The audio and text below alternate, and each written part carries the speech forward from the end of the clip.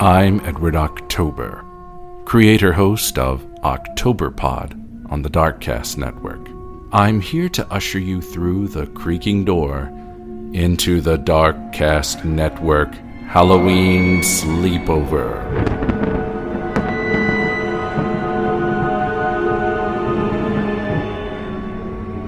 We've prepared tubs of hot buttered popcorn, and there's plenty of trick-or-treat candy.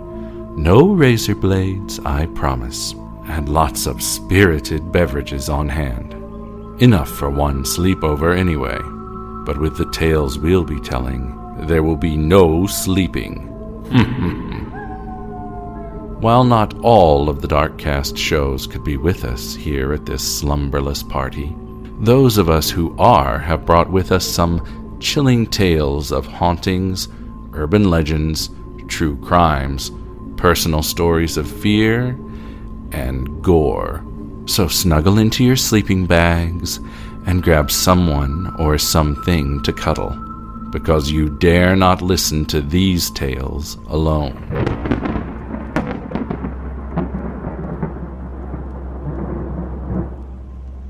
Hey there, I'm CJ from Beyond the Rainbow podcast. I'm also the founder and proud member of Darkcast Network. My show is about crimes committed by and against members of the LGBTQ community. If you're a member of the LGBTQ or an ally, then you are my peeps.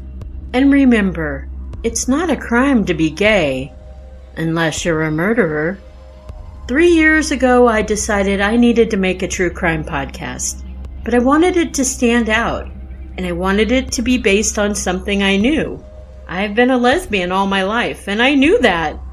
I also noticed that there weren't many true crime podcasts based on the LGBTQ community. Oh, sure, there were podcasts that every once in a while they'd do an LGBTQ case, but there weren't really podcasts that were dedicated just to LGBTQ crime. So I jumped headfirst into the LGBTQ true crime thing. And just recently I covered a serial killer case. It was a man who murdered gay men. As I recorded the episode, other than my normal issues of being tongue-tied, repeating myself, or hearing my odd mouth noises, there was nothing unusual about my recording. When I was done, I went and I walked my dog Nilla. Again, that's all very ordinary stuff for me. When I got back home, I put on my headphones, I sat on my couch, and I got ready to edit my episode. You know, removing the weird mouth noises, the ultra heavy breaths, and untimely belches.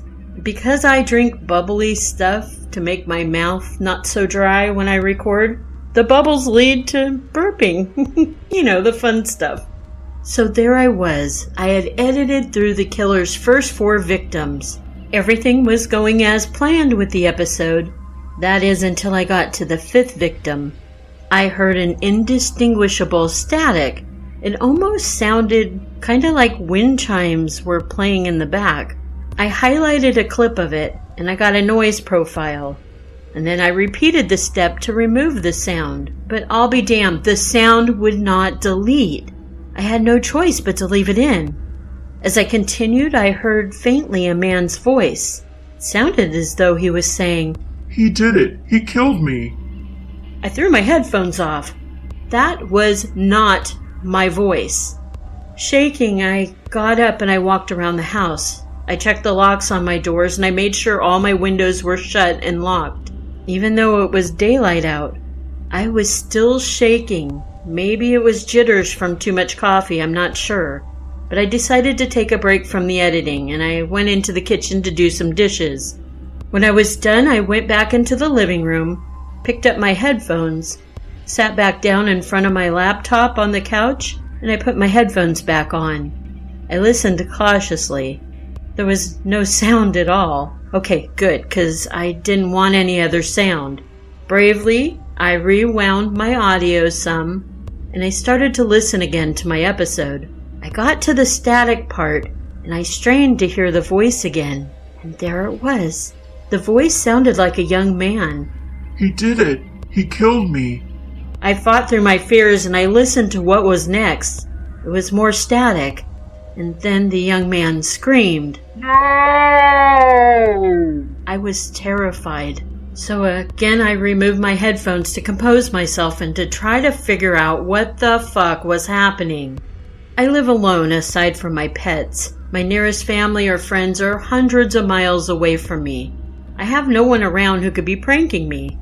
Oh God, if only it were just a prank, I'd be so relieved. Again, I rewound the audio and I listened. Yup, I was hearing what I was hearing. I saved a copy and I tried again to remove the young man's voice, but it just wasn't going away. I decided to just scrap the whole episode and to start researching and writing a new one. I opened my Word document program and the screen on my laptop froze. I used the task manager and I closed everything. When I opened up the program again to write, it froze. There was something in my life that was definitely amiss since I recorded that fateful episode. I decided to hell with this, and I put my podcast stuff aside for a while. I decided to go upstairs and color the gray out of my hair. I probably had 18 new grays as a result of what was happening with my recording. As I was putting the dye in my hair, I heard the man's voice again. It sounded like it came from behind me. He did it! He killed me! Soon I was looking in my mirror, talking to myself. Yes, I know he did. I was reporting on it. I assumed the voice I was hearing was from victim number 5 of the story I was covering. There was no answer to my response. Then I thought, I must be losing it, and nothing else happened that afternoon. Later that evening, I was watching some television, and I decided to stay away from the spooky stuff. I had entirely enough of that for one day, and I watched some old seasons of Big Brother. Then I turned in for the night, doing my ritual of first my teeth and then my face and moisturizer. I then snuggled into bed with Nilla, my dog. My mind wasn't really thinking about anything except how nice bed was and how good it felt to get horizontal. About 20 minutes of laying in the dark, just on the brink of sleep, I heard what sounded like footsteps on my roof. And I knew it wasn't Santa. I hadn't been that good of a girl this year. Nilla lifted her head and looked up. We heard a few more steps and then nothing. I shrugged it off. Although, had I been thinking about the day's earlier happenings, I probably would have got my gun and flashlight and went and inspected what was going on. But I was warm and comfortable, and soon I drifted off to sleep. I was awoken around 2:30 a.m. by what sounded like a hand clap in my ear, followed by a man's scream. No! What the hell? I figured I was imagining it, and I fell back to sleep without further incident. In the morning, I walked downstairs to find that my kitchen light was on. I know for a fact that when I went to sleep the night before, I had turned it off. Unless I sleepwalk and I don't know it, I have no clue why the kitchen light was on. I made some coffee and I sat back down at my laptop. I opened my Word program again, and it worked just fine. I started to write a new script, and that's when I thought, just for shits and giggles, I wanted to open back up the audio file that I had been working on the day before. So I did. I rewound to where I discussed the 4th victim of the serial killer, and I listened intently to myself when I got to the 5th victim. It was just my voice describing events. There was no static, no man's voice, no man screaming. What possibly could have happened the day before? I decided to investigate the home that I have only lived in about 9 months now. Out of further curiosity, I did a background search of the house. I had even called my realtor for some research assistance. I truly didn't know much about the house. I do know if someone had died in it, it must be disclosed, but that's only if the prior owner had died in it. I knew for a fact that the last owner before I purchased the house was military, and she was deployed elsewhere, and that's why she sold the house. If anyone had died in the home, it had to be at least several owners ago, right? About an hour later, my realtor had called me back. It seems about 23 years ago, a man who had once lived in this house had lived in the house with his 17-year-old son. He was a single father, and this part really makes the hairs on my neck stand up. His son had just come out as gay to his dad. The dad was a huge homophobe. One night he had woken his son up around 2 or 3 a.m., and he had taken his 17-year-old boy to the roof in the middle of the night. The dad was upset his son was gay. He bound his son's hands with zip ties, and he forced his son up a ladder. The father climbed up the ladder behind him, and he was carrying a rope. The father had devised a noose out of the rope. Securing one end of the rope to the roof, he put his son's head through the noose end, and then he pushed his son from the roof, killing the boy. The date that this murder occurred was the same date that I had recorded that episode that was giving me troubles. The same date I heard the young man's voice and his screams. The boy's body was found by his friends. The boy was hanging from the house when they came to look for him because he had missed several days of school. The father had left a note inside the house. He explained what had happened that night he pushed his son off the roof. He spoke of his embarrassment having a gay son. And a week later, the father's car was pulled from the Rogue River with his remains inside. I still live in this house. Ghosts don't scare me, really. Mostly because I don't believe they intend to do me harm. However, I am curious to see what happens the next anniversary date of the young man's murder by his father. Happy Halloween, friends. Hi, this is Cody, half of Over the Fence True Crime Podcast. And I have a story for you. This is a story I heard when I was very young, and it has haunted me ever since. I found that there are different versions of it everywhere, but this is the story that I was told. There was a young girl, and she was staying home alone at night. And the only comfort that she had was her German Shepherd dog that always stayed by her side. This German Shepherd dog, to bring her comfort whenever she was scared, she would simply just put her hand near her bed or underneath her bed where her dog would lay, and her dog would lick her hand to bring her some sort of reassurance. And one night, her parents were gone, and she was slipping through the television channels. She heard that a crazed killer had escaped from a local insane asylum. Alerts had gone off in the neighborhood. They had alerted everybody to lock all doors and windows. She did that. Even so, she was nervous. And she, again, put her hand down and had her trusty dog to lick her hand and make her rest assured that everything was going to be okay. To calm herself, she watches TV until she's ready to go to sleep. And as she's ready to go to sleep, again, she reaches down and lets the dog lick her hand. She turns off the TV, and as she lays her head on her pillow, she hears a sound coming from her bathroom. It's drip, drip, drip.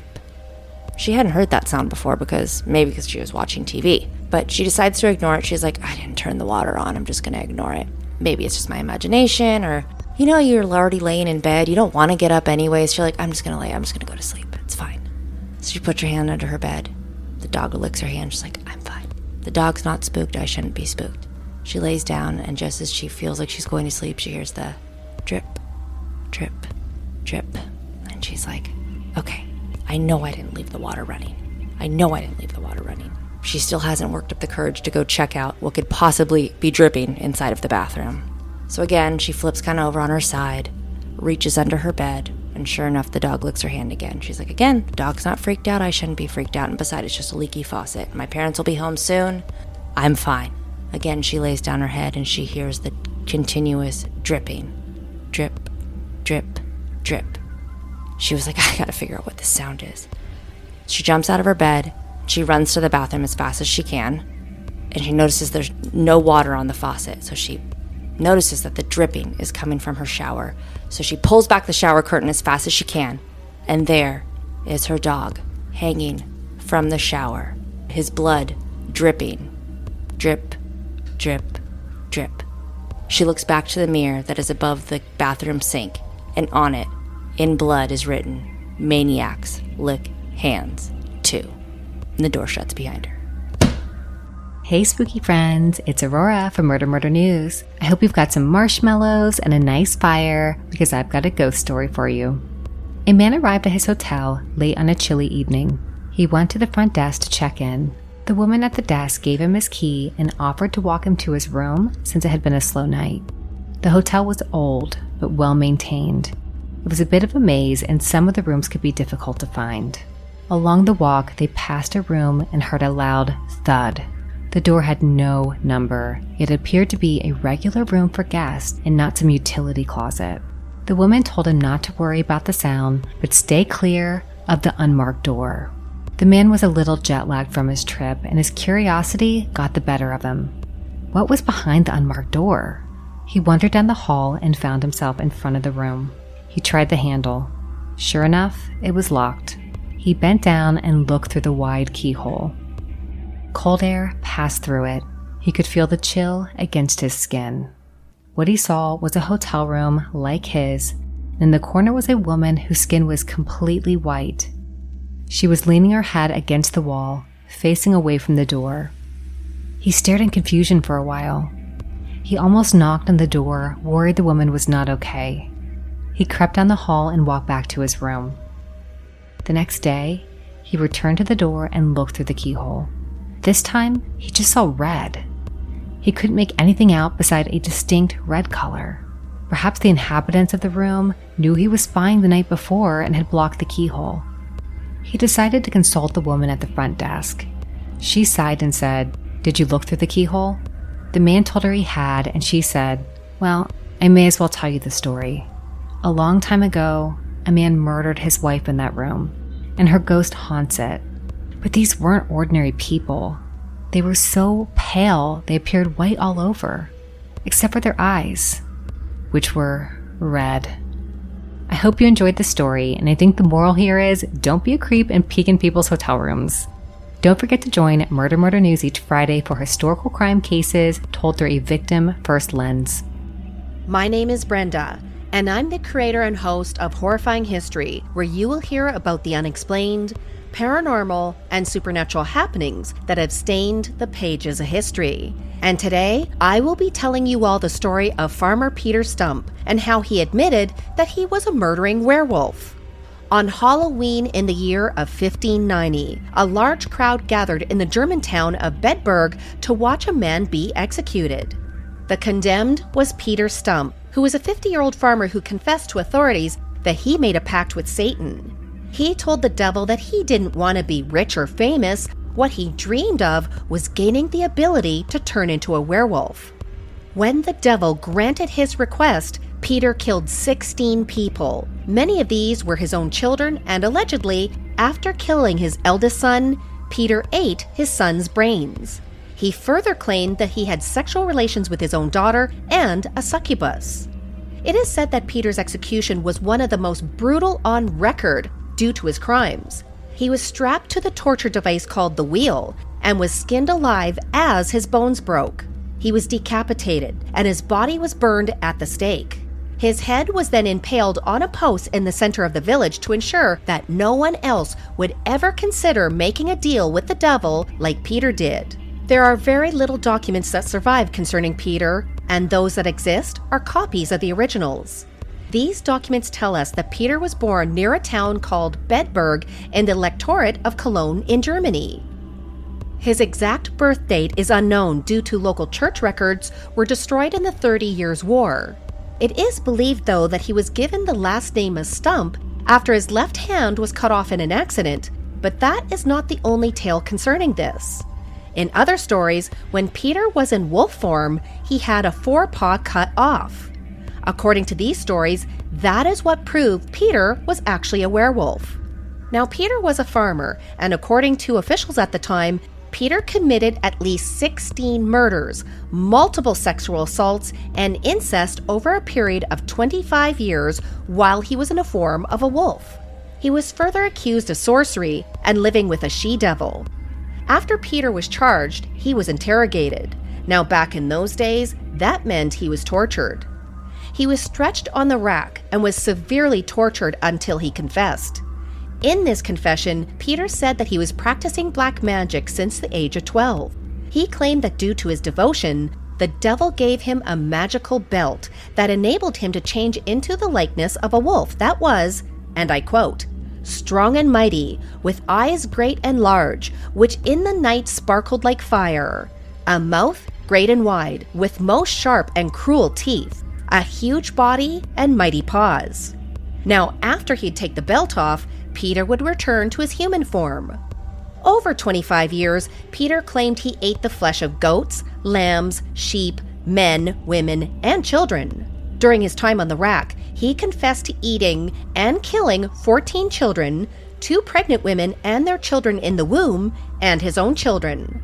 On top of confessing that he was a serial killer and a cannibal, he further confessed that he had sexual relations with a succubus who the devil sent to him as a reward. He lastly confessed that he was in a sexual relationship with his daughter. Now this resulted in her being executed alongside her father. The 2 of them were executed on Halloween, and to this day, Peter's execution is considered to be one of the most brutal in history. He was tied to a wheel where his flesh was torn from his body in 10 different places.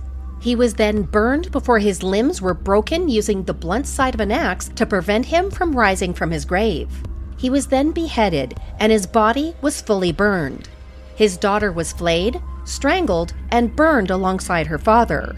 To ensure that no one would ever consider doing anything like this in the future, local authorities then erected a pole with the torture wheel. They placed a figure of a wolf on it, and on top, they placed Peter's decapitated head.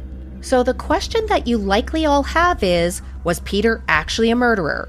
Well, we'll never know for sure since many of the details provided in historical documentation are inconsistent with historical record. During the years of Peter's alleged killings, murder and violence were commonplace due to internal wars within the electorate of Cologne. There's also the fact that Peter had converted to be a Protestant, and at the time of his death, the area was ruled by Catholics. It isn't inconceivable that the trial of an alleged werewolf was actually a thinly disguised political trial. In addition to this, as a person of disability, Peter would have been considered a burden on society at best, even if he was earning his own living as a farmer. During these times, those with disabilities were outcast since disability was considered to be a punishment for a person's sins. Consider for a moment that this was Peter's situation due to him losing a hand. As a farmer, life was already challenging even without a disability. Now imagine if you were accused of being a werewolf in league with the devil, whose alleged pastime was murdering men, women, and children. So why did people come to the conclusion that Peter must be guilty? Well, when the townspeople started to discover people in their community were dead, local rumors started that it must have been a werewolf that killed them. Remember, my spooky friends, this was back in a day where there were no forensic testing, and anything bad that happened was blamed on the devil and his minions. When those in town decided to go hunt for the werewolf that they thought caused the deaths, they tracked what they thought were its footprints. When they thought they were closing in on the creature, there was no wolf. They found Peter walking in the forest instead. So, instead of thinking that it's highly likely that Peter just happened to be walking in the woods at that moment, they presumed that he must have transformed into his human form, and well, he was a werewolf. After hours of torture, he finally confessed. But what if he was actually a serial killer, a rapist, and a cannibal? What if he told the truth about what he did? Where the truth lies in Peter's tale is lost to history, but due to this, he'll be forever known as the murderous, devil-worshipping werewolf. If you want to hear more tales of horrifying history, you can find us wherever you listen to your favorite podcasts. Hello, I'm Jackie Moranti, host and creator of Cause of Death 100 Seconds to Midnight. If you've never listened to Cause of Death 100 Seconds to Midnight, I talk about how disease and global crises affect societies, and I talk about these things from an historical and global perspective. I talk about how history seems to repeat and how we can stop it. I do a lot of research on the past, the present, and the future. The story of the dancing plague of 1518 is just a small sampling of the stories that you'll hear on Cause of Death 100 Seconds to Midnight. If you haven't listened to my podcast, you should. An unusual event took place in the summer of 1518 in Strasbourg, France. It was the middle of July, and it had been an extremely hot summer. It all began with one woman. The woman came out of her house, and she began to dance. She danced for days without stopping, and before the week was out, more people in the town joined her. Then, more still. The city councilors were not amused by this craziness. They called in doctors to assess the problem, and the doctors attributed it to overheated blood on the brain. The counselors decided that more dancing was just the ticket to shake off the sickness, so they cleared an open-air grain market, commandeered guild halls, and erected a stage next to the horse fair. They escorted the dancers to these locations and let them dance. They hired pipers and drummers so that the dancers could have music, and they hired strong men to hold people upright so they wouldn't collapse. The sun was hot, and it beat down on the grounds of the horse fair and the market, but the dancers kept dancing.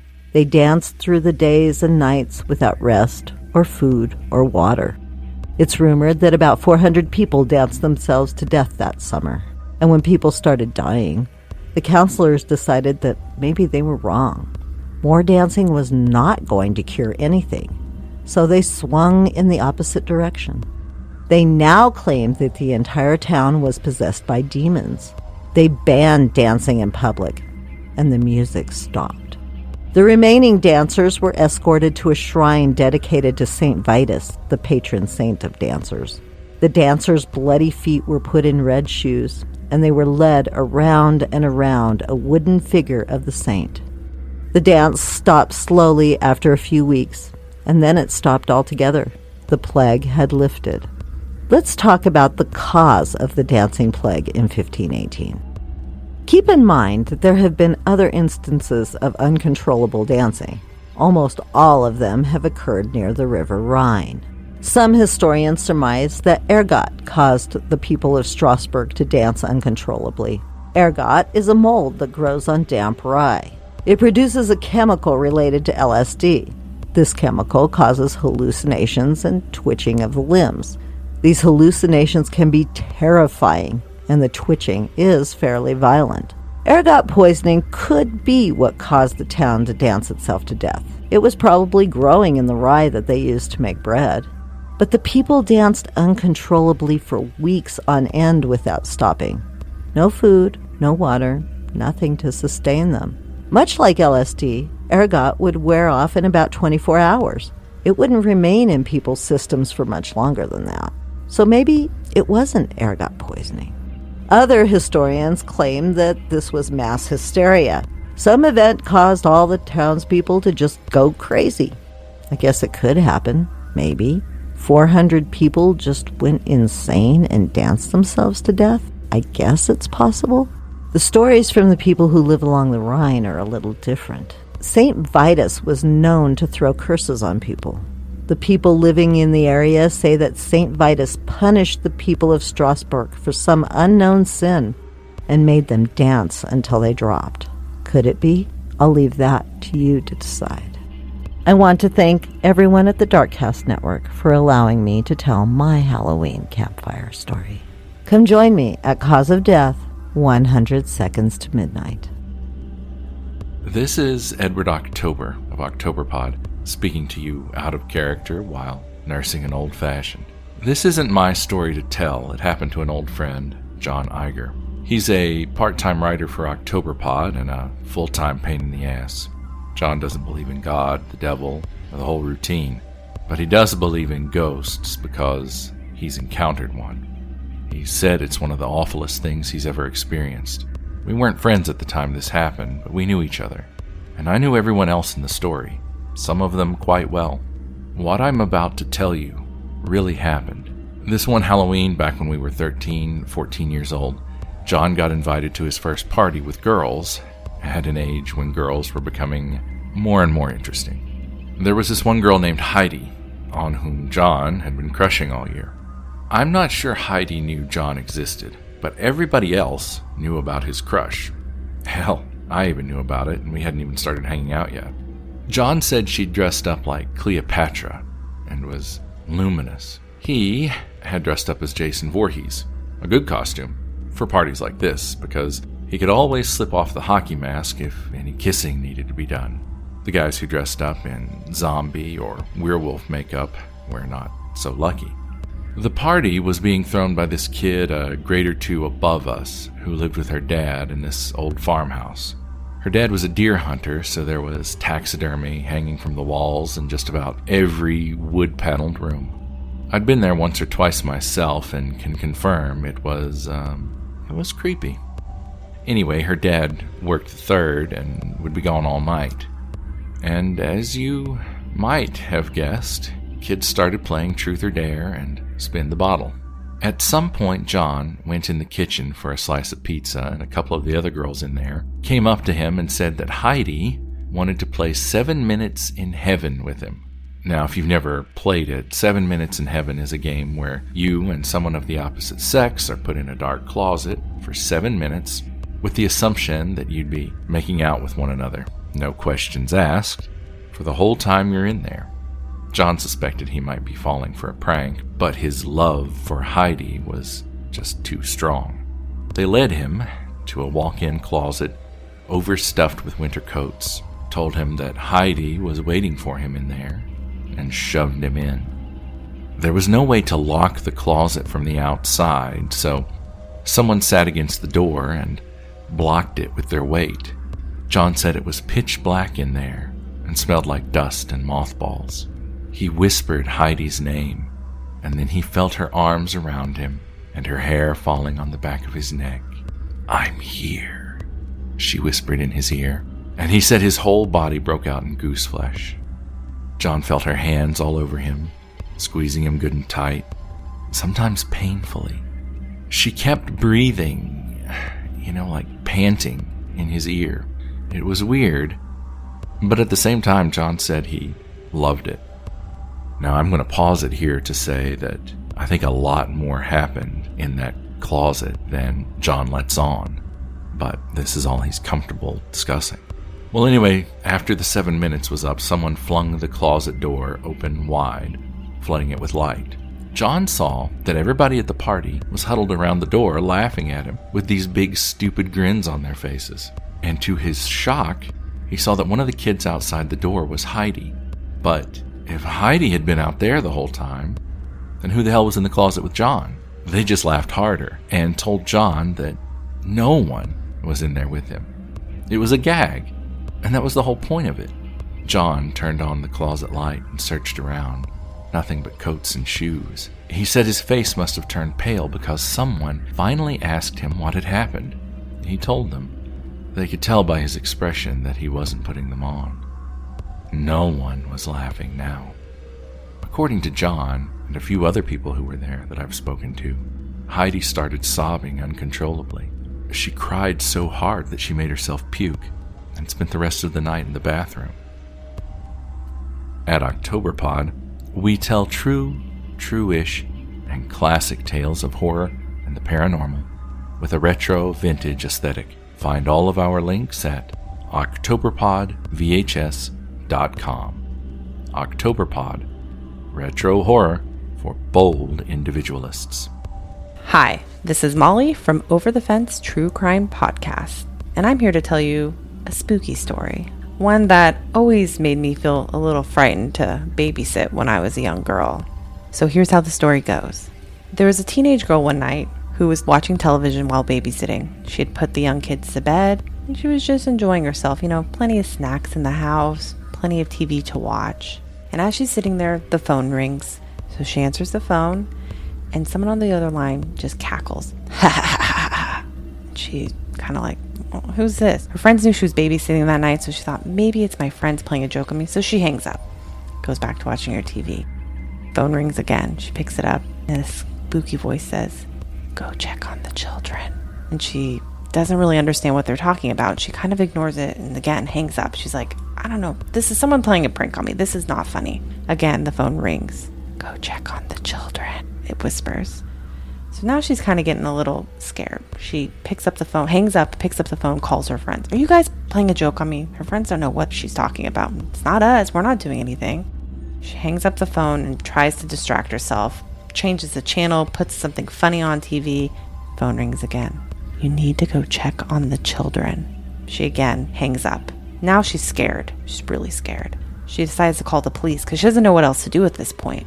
She calls the police and tells them, "Hey, there's someone calling my house. They're playing a joke on me. They're playing pranks. I really don't like it."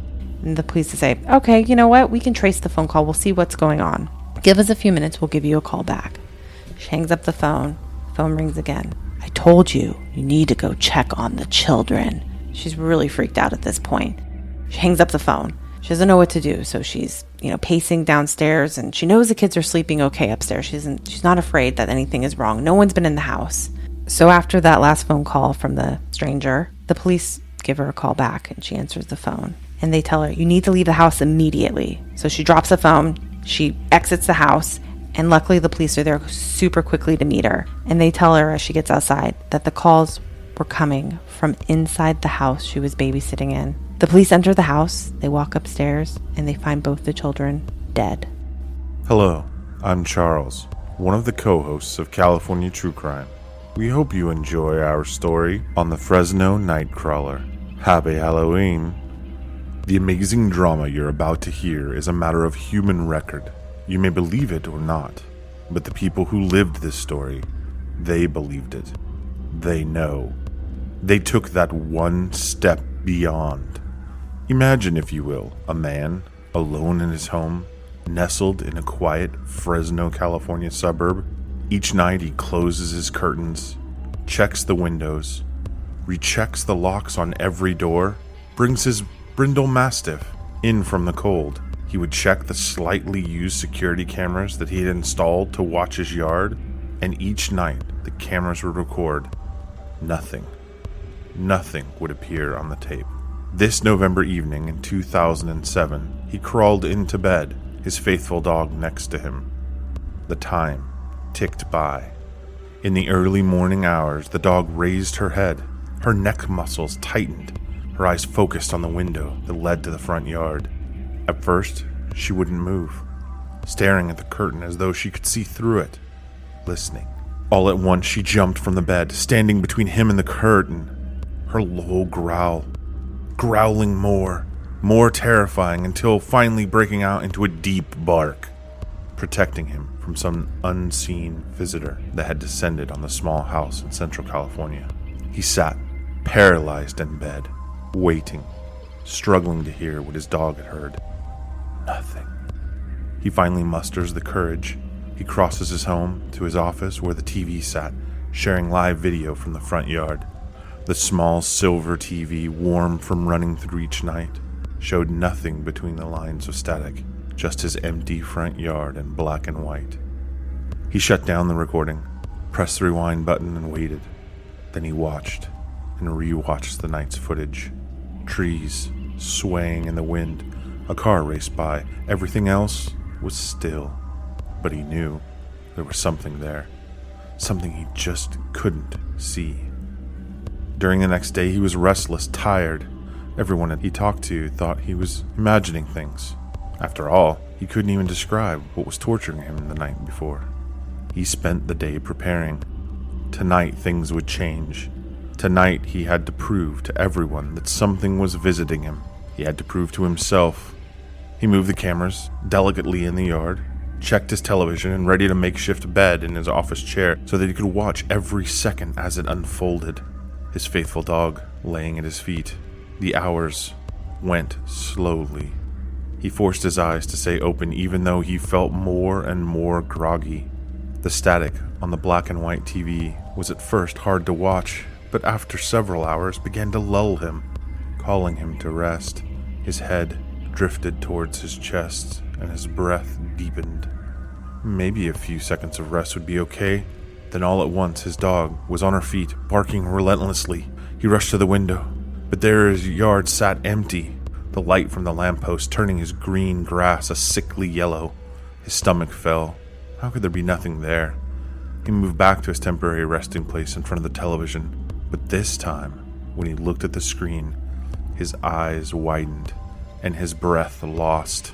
Between the thick, static lines moving up and down in the recording, there was something in the middle of his yard.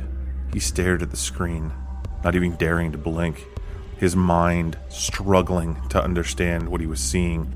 It was unlike anything he'd ever seen. It was alive, moving, but unlike any creature. Was that the word?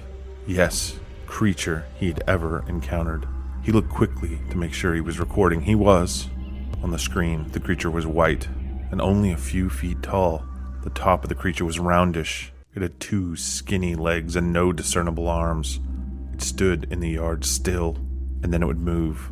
It moved oddly, almost if it weightless, somehow buoyed by its head, defying all gravity. His mind whirled. He'd been right. Something had been in his yard, something no one had ever seen before, but how? How did it get into the yard? He could see on the screen that the gate surrounding his home was shut, locked with a padlock. It was an iron gate with a sharp top. It couldn't have crawled over. Then the creature appeared to walk, its unusually long legs slowly lumbering ever closer to his front door, each step silent. Its legs didn't even appear to touch the ground as it moved awkwardly. It stopped, standing on the concrete walkway just a few feet away from where he sat inside his house. He never took his eyes off the screen. 1, he waited. 2, he waited. 3, he waited. It stood there for 19 seconds. Without warning, the creature resumed walking. Within seconds, it was outside the area of the cameras. He ran to the window and opened the curtains. What was outside had caused him to freeze in place. There was nothing, absolutely nothing. The creature had left, and there was no sign it had ever been there. His mastiff had laid down and drifted off to sleep, but he couldn't shut his mind off. Adrenaline rushed through his body. He watched and rewatched the footage, desperately trying to discern what the creature could be. It didn't look like an animal, more like a pair of pants, disembodied, walking through his yard. But what did it want? Why his yard? Would it be back? There was more questions than answers. Each time he watched the video, he grew sicker. This creature had been in his yard many times. He knew it. He knew it would be back. He felt tethered to this unknown creature in a way he couldn't describe. The next day, he showed his video to family and friends, then to the news stations. The creature in his yard was given the name the Fresno Nightcrawler. Some people believed him, others thought it a hoax. He learned that no one else had seen what he'd seen, and no one could answer his questions. He only knew he had to see it again. Now, his nights weren't spent trying to sleep.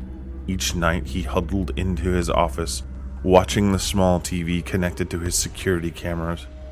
It would come back. It had to, and he would capture it again, and he would finally know what it wanted. You may not believe, but the people who experienced it do, and now they take that one step beyond and wait for another chance to experience the unknown. Hola and bienvenidos. My name is Jasmine Castillo, and I am the podcaster of Hands Off My Podcast. I bring awareness to missing and murdered Indigenous persons, LGBTQ, Two-Spirits, Black Indigenous people of color, as well as Asian American, Native Hawaiian, Pacific Islander communities. They have the stories of their loved ones murdered, missing, exploited, human trafficked. Yet this evening I'm going to do things differently. Knowing that this is the month of October and all things spooky and all things that go bump in the night. And even though Hallows Eve is once every year, you could see my household, we celebrated 364 additional days. And throughout my life, I've always been called many things, not just my own name. I've been called crazy, psychotic, or even just straight up insane. There is a little bit of truth to that because I know that I come from a long line of mentally disturbed individuals. But no one has ever pointed out that whatever I had, these outlandish tales, that I would be considered clairvoyant or prophetic. I've had many dreams since I was a child. One of the ones that completely stuck with me to this day, like tree sap seeping between woven lace. It felt like this was another lifetime, or just an inkling of what was to come. I had a grandmother who I'd called Gram. She lived off of 29th and Hour Street, a not-so-pleasant side of Milwaukee, Wisconsin. You can call it economically challenging for a brown girl. I recall the many days on weekends where I would skip down the street to the nearest corner store on the quest to pick up my favorite goodies. I enjoyed playing with my two cousins. When they finally moved in with Gram, they both lived on the top floor of this old, dilapidated house. I've had so many dreams about this house. This house holds onto pain, anguish, and suffering This house was my own house of horror as a child. There was always something eerie about the second floor of this house, not including the steps just to get to the top landing. My two cousins were so close, we protected each other. We were infatuated with Gloria Estefan and pretended to be our own singing group or our sisterhood called the Wild Girls with a Z. Becoming someone else when we hid in the basement away from all the fears and the abuse and the pain that brought us together. As the years went by, we grew distant and went our separate ways, living our lives and becoming mothers of our own. And this is when my delusional dreams began. I always had my dreams go back to that house, my childhood house of horror. Even though I was safe in my own bed many, many miles away, I would close my eyes and actually see myself leaving the front of this house, walking down the stairs to the front, turning around to veer my view of the top floor windows. It felt so strange because I've never left the house at dark. As a child of the 70s, we were always told, once the street lights went on, you best be home. But this night I ventured out into the cold, misty sidewalk, staring at the house, worrying about why am I on the street so late. I could have walked to the corner store blindfolded on my many times that I ventured to gather my rewards at the end of the block. But this time I walked past that store, not even looking to the left of me to take a glimpse to see if anyone was there at this late of hour. The streets were mist that draped over me like a funeral veil, and your bones hurt with chilliness in the air. I told myself, why did I put on something much warmer? But I always came back to the same question. Why am I even out here? I don't know how and why I was attracted to the end of the street, but I kept walking and walking. It was as if something was drawing me to keep me walking towards the darkness. I can hear a faint noise coming from the end of the block. It sounded like animals screaming, but I couldn't see through the mist. I kept squinting my eyes to get a better look to what the noise was coming from, but all I saw was darkness. My feet carried me to the end of that block, and I would have kept going if it hadn't been me slamming into a cold, metallic object that blocked my way. I grasped my childlike hands around these bars, touching the sleek, black metal. As I looked up to discover that these long black bars reached across my face like thin black roots pressed against my cheek. The noise was coming from the other side of this gate. It was as if there was a twirling of sand like an hourglass that was broken on its side as a wicked wind whips past and takes its hostage. As I peered through the slits of this black gate, I saw what would be almost like seeing an apocalypse at the end of times. This was so much suffering. I couldn't move my head to take my eyes off such horror and sadness. Children, animals were emaciated, walking lifeless souls with sunken eyes, sighing their last breath of life. There was a radiating heat coming from within this gated area. This is something you will never forget, and to this day I've always wondered if I was looking through the gates of hell or looking within my mind, my own hell.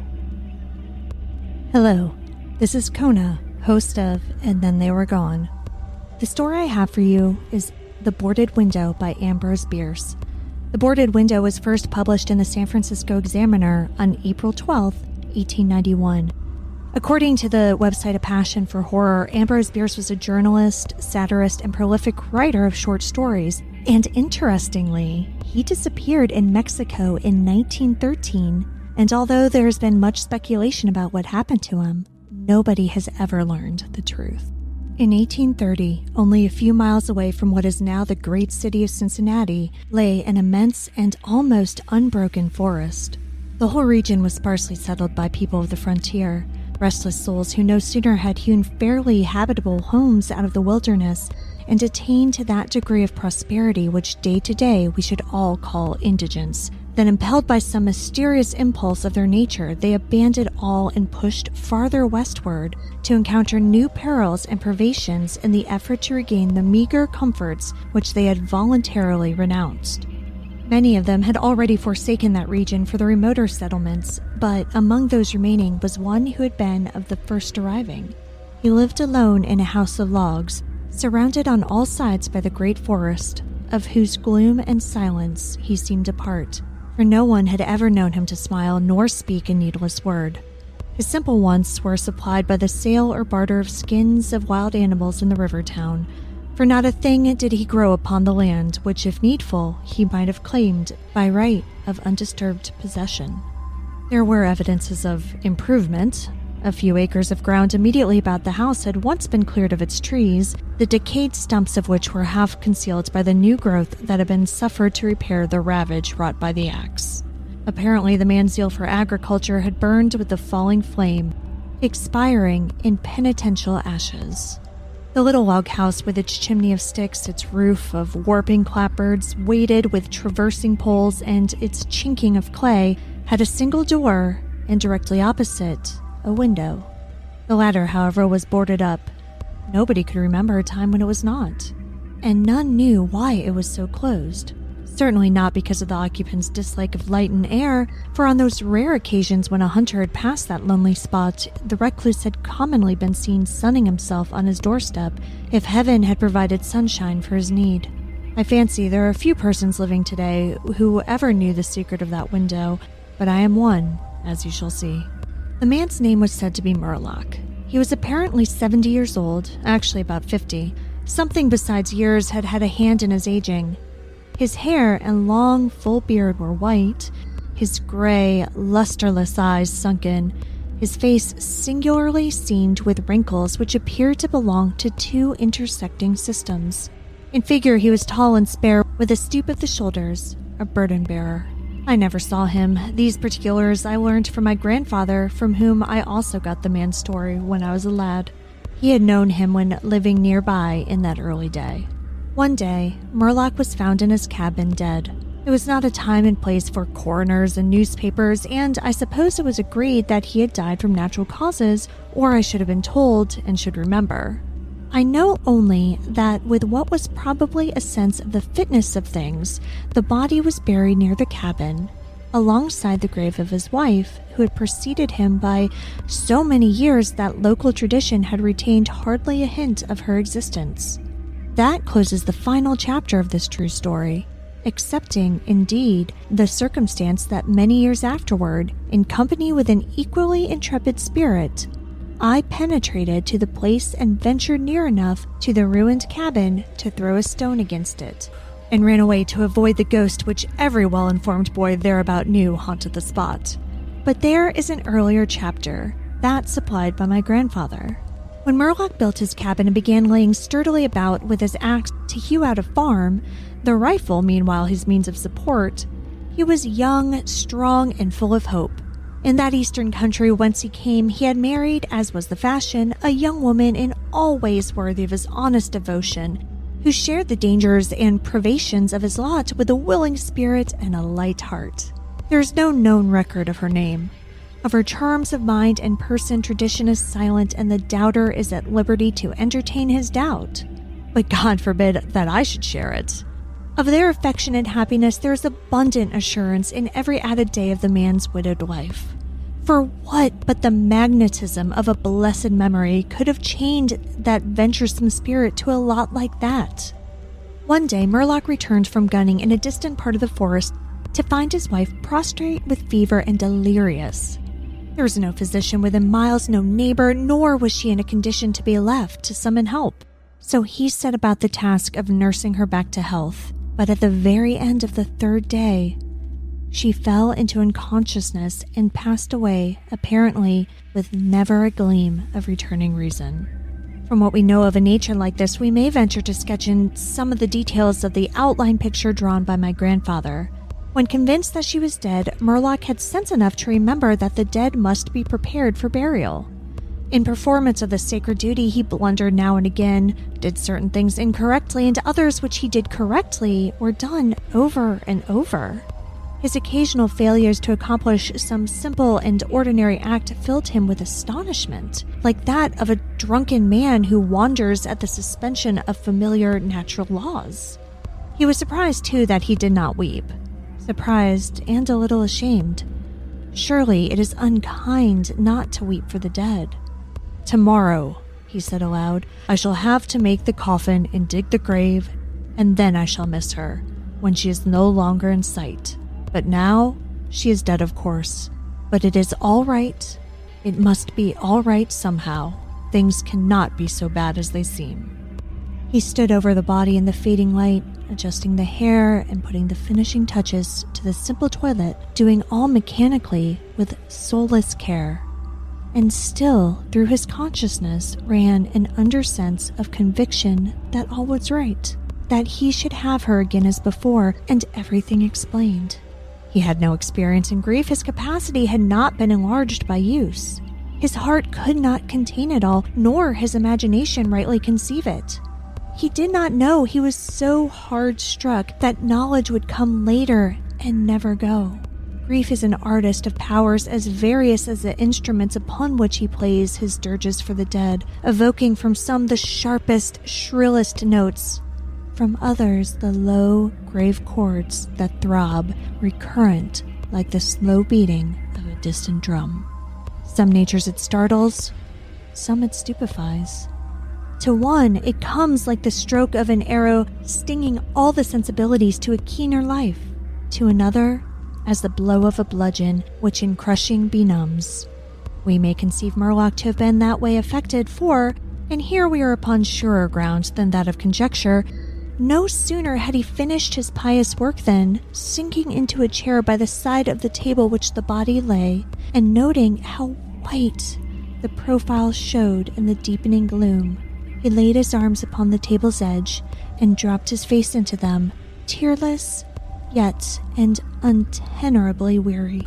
At that moment came in through the open window a long, wailing sound, like the cry of a lost child in the far deeps of the darkening wood.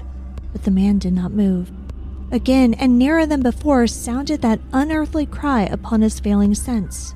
Perhaps a wild beast, perhaps it was a dream, for Murlock was asleep. Some hours later, as it afterward appeared, this unfaithful watcher awoke, and lifting his head from his arms, intently listened. He knew not why. There, in the black darkness by the side of the dead, recalling all without a shock, he strained his eyes to see he knew not what. His senses were all alert. His breath was suspended. His blood had stilled its tides as if to assist the silence. What had wakened him, and where was it? Suddenly the table shook beneath his arms, and at the same moment he heard, or fancied that he heard, a light, soft step. Another. Sounds as of bare feet upon the floor. He was terrified beyond the power to cry out or move. Perforce he waited there in the darkness, through seeming centuries of dread, as one may know, yet live to tell. He tried vainly to speak the dead woman's name, vainly to stretch forth his hand across the table to learn if she were there. His throat was powerless. His arms and hands were like lead. Then occurred something most frightful. Some heavy body seemed hurled against the table with an impetus that pushed it against his breast so sharply as nearly to overthrow him, and at the same instant he heard and felt the fall of something upon the floor with so violent a thump that the whole house was shaken by the impact. A scuffling ensued and a confusion of sounds impossible to describe. Murlock had risen to his feet. Fear had by excess forfeited control of his faculties. He flung his hands upon the table. Nothing was there. There is a point at which terror may turn to madness, and madness incites to action. With no definite intent from no motive but the wayward impulse of a madman, Murlock sprang to the wall with a little groping, seized his loaded rifle, and without aim discharged it. By the flash which lit up the room with a vivid illumination, he saw an enormous panther dragging the dead woman toward the window, its teeth fixed in her throat. Then there were darkness blacker than before, and silence. And when he returned to consciousness, the sun was high and the wood vocal with songs of birds. The body lay near the window where the beast had left it when frightened away by the flash and report of the rifle. The clothing was deranged, the long hair in disorder, the limbs lay anyhow. From the throat, dreadfully lacerated, had issued a pool of blood not yet entirely coagulated. The ribbon with which he had bound the wrists was broken. The hands were tightly clenched. Between the teeth was a fragment of the animal's ear. Hi there, I'm Tour Guide Jen of Nopeville. Normally I'm joined by my best friend, Tour Guide Christine, as we lead our wonderful tours through the dark and sinister streets of our beloved city. We provide tours featuring cryptids, true crime, hauntings, and all the things that make you say nope. We guarantee you'll find a tour to suit your tastes over here in Nopeville, so come visit us sometime. It was supposed to be a joke, a silly thing I told a gullible friend just to see how he would respond to it. But recently, I've begun to wonder if the joke's on me. If that's true, then I was wrong about the significance of 1:27 a.m. Oh, so very wrong. A good friend of mine was going through a tough time and struggling with the identity crisis we all seem to suffer through in our early 20s. He was reaching the end of his college career and fed up with the path he had shepherded into choosing for himself. We would talk for hours about how much of the best years of our lives that college sucks up, only to leave you feeling afraid that you've made all the wrong choices and now you're stuck. One particularly rough night, in an effort to make him look forward to something, I told him that when 1:27 a.m. rolled around, he needed to enjoy himself.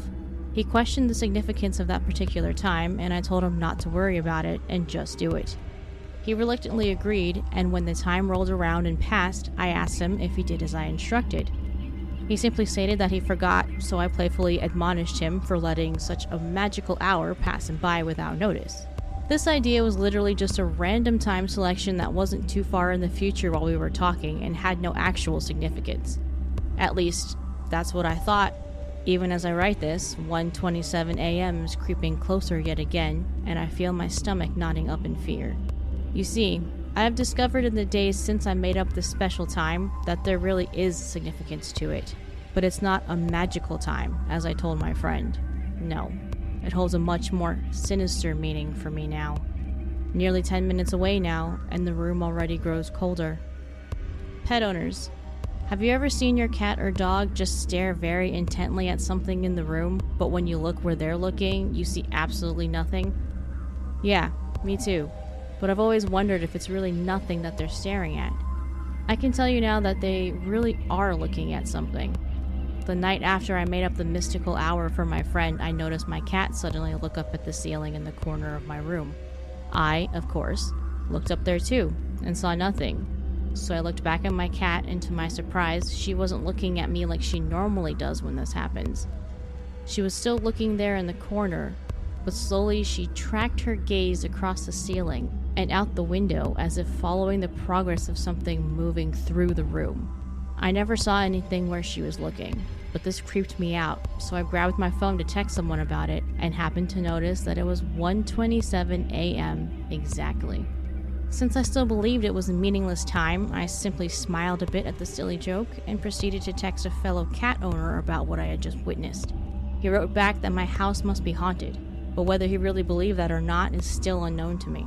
Staring seemingly at nothing is not a new occurrence with my cat, but this was the first time that I could not get her attention and that she tracked something's movements in the room, rather than just looking back at me after a moment. This particular occurrence rattled me deeply and gave me a very bad feeling. This happened only a week ago, and since then my cat has had her attention caught by something in my room that isn't me every single night. I check the time on my phone every single time I notice her doing this, and the time is always the same. 1:27 a.m. The spot she's looking at changes every night, but the process is always the same. She notices something, stares in that one spot for some time, then she tracks movement across the room to either the window or the door. While this is happening, it's always as if I don't even exist anymore, because there's no breaking that eye contact for her. My cat never makes a move on whatever she sees. In fact, she always appears to just freeze completely. It's almost as if whatever she sees is something she does not want to notice her, like some kind of predator. Less than 5 minutes away now. I mentioned before that the room was growing colder, Still, it continues to do so. In the last few days, I've noticed this temperature change, and initially thought nothing of it because the weather is still nice enough to leave windows open and getting cooler in the evenings. However, I've realized that the change is gradual all the way up until 127, and then once my cat has watched this thing leave my room, the temperature steadily goes back to normal. I'm afraid of whatever it is that my cat sees in my room because she seems to show a measure of fear when she spots it, and I've heard that spirits can make a room's temperature plummet with their presence. I'm not saying that I necessarily believe that whatever my cat is seeing is truly a spirit, but it is something that is manipulating the temperature of my room that I can't see with my own eyes. I've learned from various movies and shows that the presence of a demon or a truly evil spirit will actually cause an increase in temperature. I've also been led to believe that most spirits are unable to harm the living. This knowledge, of course, has to be taken with a grain of salt because of their sources, but these ideas don't quite match up with the experiences I've been having. If what my cat sees truly is a spirit, which the cooling temperature lends one to believe, then it should not be able to harm me or my cat. If this is true, then why would my cat perceive this to be a threat? And why is my body responding as though I'm anticipating the arrival of something malevolent? Less than a minute now, and I'm beginning to shiver under my blanket. The fear and dread are all very real now, and I have no idea why I'm so much more fearful tonight than I have been on previous nights. My dread has been growing steadily as the days pass, but tonight it's almost unbearable. My breath comes out in a cloud. It's never been this cold before tonight. Oh, God. Only 5 seconds remain. 4, 3, 2, 1. The time is now 1:27 a.m., and my cat raises her head and looks directly at me. No, my breath catches. She's looking just past me, behind me.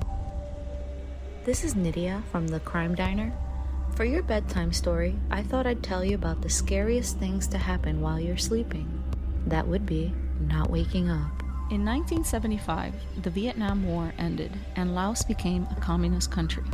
The new leadership there viewed the Hmong as traitors for their work with the United States. Many survivors from the war fled their homes after the war to become refugees in the U.S. The families that fled communist Laos had to resettle in an unknown country with all the uncertainties and ghosts of their past wartime trauma. Hmong refugees in the U.S. suffered from high rates of poverty, and soon a mysterious ailment seemed to befall the men. Many of the afflicted were teenagers and young men under the age of 50. In the early 70s through early 80s, these young male refugees were seemingly dying during their sleep. They died while sleeping one by one, thousands of miles from home. 116 of the 117 were healthy men. 47-year-old young Lang Tao died in his sleep with his wife beside him. He died with tears in his eyes. Whatever he was experiencing was terrifying the man to death. He was the 4th Hmong man to die while sleeping in 9 months. He was the 13th nocturnal Hmong death recorded since 1978. Victims experienced the strange feeling of feeling awake. While they have a realistic perception of their environment, they can't move. Worse, they feel an overwhelming fear and dread accompanied by chest pressure and difficulty breathing. Something was killing the Hmong men in their sleep, and no one could figure out what it was. Investigators could find no medical explanation for the deaths, but many community members theorized that the deaths were from exposure to chemical nerve agents that refugee soldiers would have been exposed to. That theory was not supported by doctors. The nerve gas was ruled out because the men were only dying during the night. Some of the Hmong believed they were being punished by the spirits of their ancestors for leaving their homeland. The men that died were all in good health and had no apparent heart condition. It was reported by witnesses that the men seemed to have been experiencing some sort of nightmare or sleep paralysis. To family members, it appeared their loved ones were dying from a terrifying nightmare. Medical investigators later classified the fatal ailment as sudden unexplained nocturnal death syndrome, or SUNS. The wave of SUNS death among the Hmong is still unexplained. Hello everybody, this is your friend Steph from Sinister Story Hour, and if you're like me, spooky season is your favorite time of year. As a fan of all things creepy, I thought today I would talk to you about one of the creepiest urban legends that I've heard. I love urban legends, and I hope you do too. The Dybbuk box first entered pop culture in 2003, and although I'd heard of it before, I didn't actually realize that it was a real thing. Some people believe that the Dybbuk box is the most haunted item in the world, and if you're like me, you're thinking, what exactly is a Dybbuk box? It's actually just a small box or cabinet that's meant to hold wine, but it isn't like any other box. It's actually said to be haunted by a Dybbuk, which stems from Jewish folklore. A Dybbuk is a spirit that can haunt and possess the living, and is considered mostly to be malicious. It's believed also that it's the dislocated soul of a dead person. The concept of the Dybbuk box has been around since as early as the 16th or 17th century.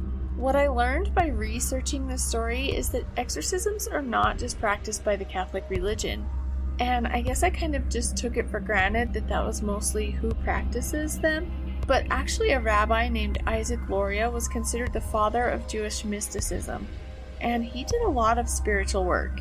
He believed in ghosts, demons, and lost souls, and he did perform exorcisms. Our story today, though, starts in 2003, with a man named Kevin Maness, who purchases the box from a local attorney in Portland, Oregon, during a yard sale. He goes to this yard sale, it was actually an estate sale, and Kevin Maness was a creative writer, so you definitely want to keep that in the back of your mind as we continue through this story, because I'm going to bring it up later. Kevin was at the estate sale looking for things to sell in his furniture restoration store. The estate sale was for a woman named Havela, who had been a Holocaust survivor, and she had recently passed away. So Kevin goes and pays for his things, and afterwards Havela's granddaughter tells him that she noticed that he had purchased the Dybbuk box, and Kevin doesn't actually know what item she's referring to. So a little bit about Havela's background. She had actually escaped Poland when it was occupied by Nazis, but she was basically the only one. She lost her parents, brother, sister, husband, 2 sons, and a daughter, which is horrifying. That's so much loss. She fled from Poland and lived in Spain until the end of the war. She came to the US with 3 items. The wine cabinet happened to be one of them.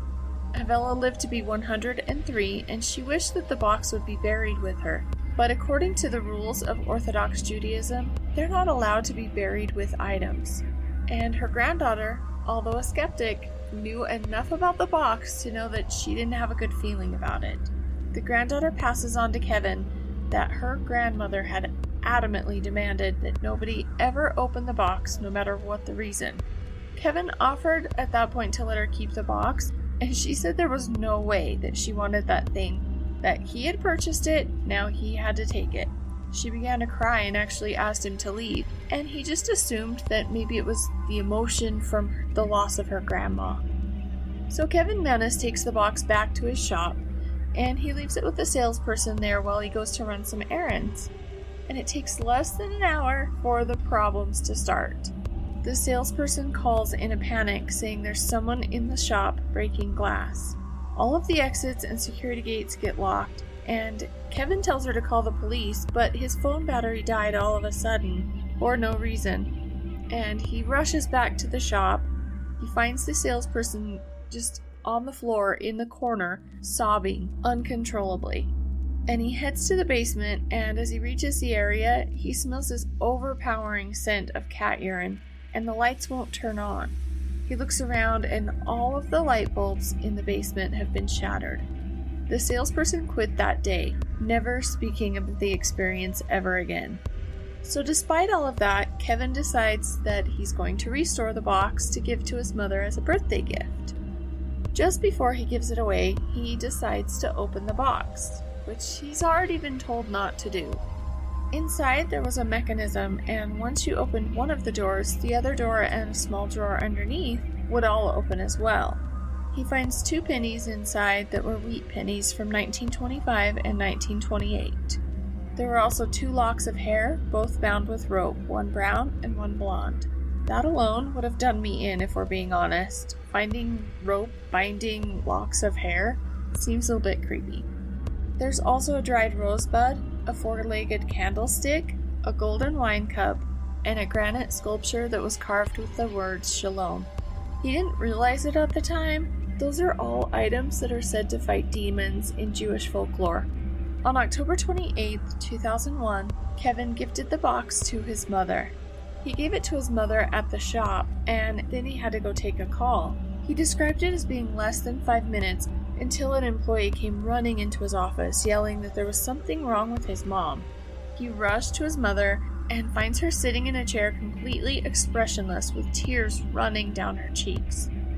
Later, she described a cool breeze coming from the box as she had opened it. She ended up suffering a stroke, and although she did recover later, she temporarily lost her ability to speak. The day after the stroke, Kevin asked her how she was feeling. She got tears in her eyes, and she spelled out the letters on a piece of paper, "No gift." N-O-G-I-F-T. He thinks maybe she just can't remember it, so he tells her, "Yes, I did give you a birthday gift." And she gets even more upset and writes the letters H-A-T-E-G-I-F-T. Hate gift. He laughed it off, and he tells her he's sorry for her not loving the box, but if she just gets better, he would buy her anything that she wanted. The box actually ended up staying in that family for 2 years, and in the time that it was in the family, there were many other family members that had different activities that they recorded related to the box. At one point, Kevin and his siblings compare stories about the things that they've experienced, and they all realize that they've had the exact same dream of an old woman appearing as a shadow that has sunken eyes.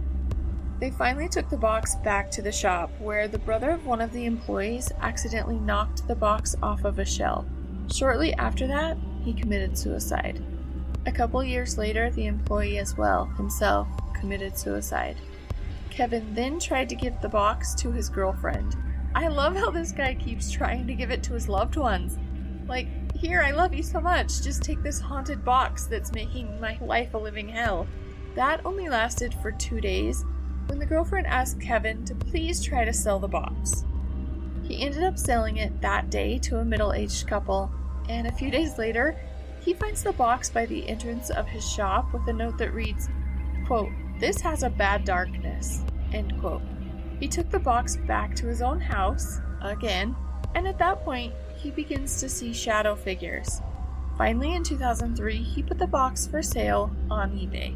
The eBay listing described the box as having belonged to a Holocaust survivor and some details of what he has personally experienced. The listing is extremely long, but there is an excerpt of it that I thought was pretty terrifying. Now, this is a direct quote from the eBay listing. Quote, "I would destroy this thing in a second, except I really don't have any understanding of what I may or may not be dealing with. I'm afraid, and I do mean afraid, that if I destroy the cabinet, whatever it is that seems to have come with the cabinet may just stay here with me. I've been told that there are people who shop on eBay that understand these kinds of things and specifically look for these kinds of items. If you are one of these people, please buy this cabinet and do whatever you do with a thing like this. Help me," end quote. So Missouri college student Joseph Nietzsche purchased the box from eBay for $140. He immediately experienced hair loss, which the guy was in his early 20s, so that was different. He could also smell some really strange, offensive smells, and then all of a sudden he would smell sometimes the scent of jasmine. A man named Jason Haxton became obsessed with the box, and he ends up purchasing it from Joseph for $200. He describes some pretty creepy circumstances as well, immediately upon touching the box. He describes it as the box feeling like it had collapsed into a liquid in his hands, and he felt a piercing feeling in his stomach. He said he felt paralyzed with pain, and he had nightmares of a woman that came with the box. His wife also experienced those things. Haxton eventually wrote a book about the box. In 2012, Kevin Mannis and Jason Haxton helped to consult for the film Possession, which is actually a movie that's about this same box. Nowadays, you can actually find the Dybbuk box in care of Zach Bagans himself and his crew at the Haunted Museum in Las Vegas. It has not been a move without incident, however, as there have been some reports of activities since it's been in his possession. Not long after it arrived in the museum, some mysterious protruding holes started to appear in the walls around the box, almost looking like something wanted to break out of the wall. Bagans himself, along with staff and visitors, have witnessed black shadows, fainting, feeling ill, irrational emotions that can't be explained, such as anger, anxiety, and other things. Also, some people believe that Post Malone himself was one of the people affected by the Dybbuk box. Post Malone was on an episode of Ghost Hunters Quarantine in 2020, where he was touching Zach's shoulder as Zach opened the box. Subsequently, Post Malone's private plane experienced some problems, as 2 tires blew out while it was in the air. That incident has been linked to multiple safety violations that were also linked to that plane, and they were able to land safely, but Post Malone was also involved in a car accident and his home was broken into. Other things associated with the box are horrible nightmares, odd and offensive smells, hives, and welts. Some believe that all of the evil of the 20th century is being held in these boxes, and that's why they're so evil. According to some sources, there's only 1 Dybbuk box, but there were others that claimed there are as many as 10 Dybbuk boxes that exist in the world. And Zach Bagans actually owns 2. A total of 8 of the boxes have been located and are accounted for, but there are 2 still out there with their whereabouts unknown. Many believe that the story of the Dybbuk box is all a hoax. Now, if you remember, Kevin Mannis was a creative writer. There's a Facebook post from Mannis in 2015 where Kevin basically admits to having conjured up the entire legend. Now, Mannis and Haxton basically both claim to be experts in the field, all the while vying for attention. There's no argument that they've both profited greatly from this item and the concept of the Dybbuk box. So friends, tell me what you think. Is it the most haunted object of the world, or a simple hoax? Either way, it does make for an entertaining story, and I hope that's exactly what this did, entertain you. I wish you all the spookiest, yet safest season ever, and happy Halloween! Hi there, I'm tour guide Christine of Nopeville. Normally, I'm joined by my best friend tour guide Jen as we lead our wonderful tourists through the dark and sinister streets of our beloved city. We provide tours featuring cryptids, true crime, hauntings, and so much more that'll make you say nope. We guarantee you'll find a tour to suit your tastes over in Nopeville, so come visit us sometime. I feel the truck come to a stop and open my eyes as the engine cuts off, stretching and looking out through the windshield and the passenger window. Looks like we've arrived. Must have fallen asleep, I guess. I look over at my partner in the driver's seat and he smiles. "All rested up there, sleeping beauty?" he asks. Har har. Very funny.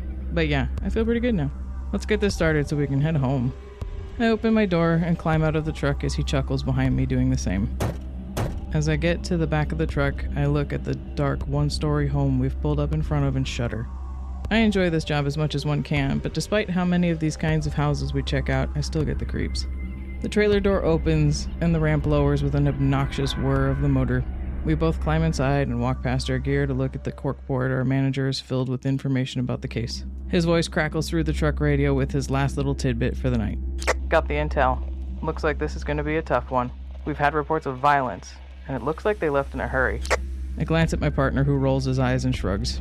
"Can't imagine it'll be any tougher than any of our other calls. Don't sweat it. We'll be fine." I'm not so sure, but I nod and smile. We always are. I return my attention to the board of information while he starts gathering some gear to bring inside with him. I read aloud to him. Looks like we've got someone they believe is named Myra Taylor, drowned in the bathtub of the master bathroom and summoned with a Ouija board? Of course. What else? I roll my eyes and hear him chuckle his own amusement behind me. I continue. Family has noticed doors moving by themselves, objects being moved and thrown, one light bulb was burst out of nowhere in the living room, and disembodied knocking on windows and doors. Sounds fairly routine to me. Guess this should be simple enough. I turn to the gear mounted all down the wall of the trailer and grab myself a flashlight, which I mount to my shoulder, and a UV flashlight, EMF reader, and a cross just in case. We grab the house key we've been provided on our way out of the trailer and casually stroll up to the front door, letting ourselves in. The vibe is immediately different when we cross the threshold, and I once again feel a shiver up my spine. We've done investigations like this together for years, but this feeling never really goes away. I can feel his tension beside me as well, so I know he feels the same. He tries a light switch, but nothing happens. The breaker must have been turned off by the owners, or perhaps the spirit. Either way, now we have to find it, and I just pray that it hasn't been blown. My partner tells me to just keep looking for signs of activity, and he'll go find the breaker so we don't have to waste too much time. I feel like this is a bad idea, but agree anyway and proceed through the dark to where the master bedroom is, figuring it's my best bet. After several moments sweeping the room with the EMF and muttering questions to evoke any kind of response, my partner's voice comes over the radio saying he's got the power back on.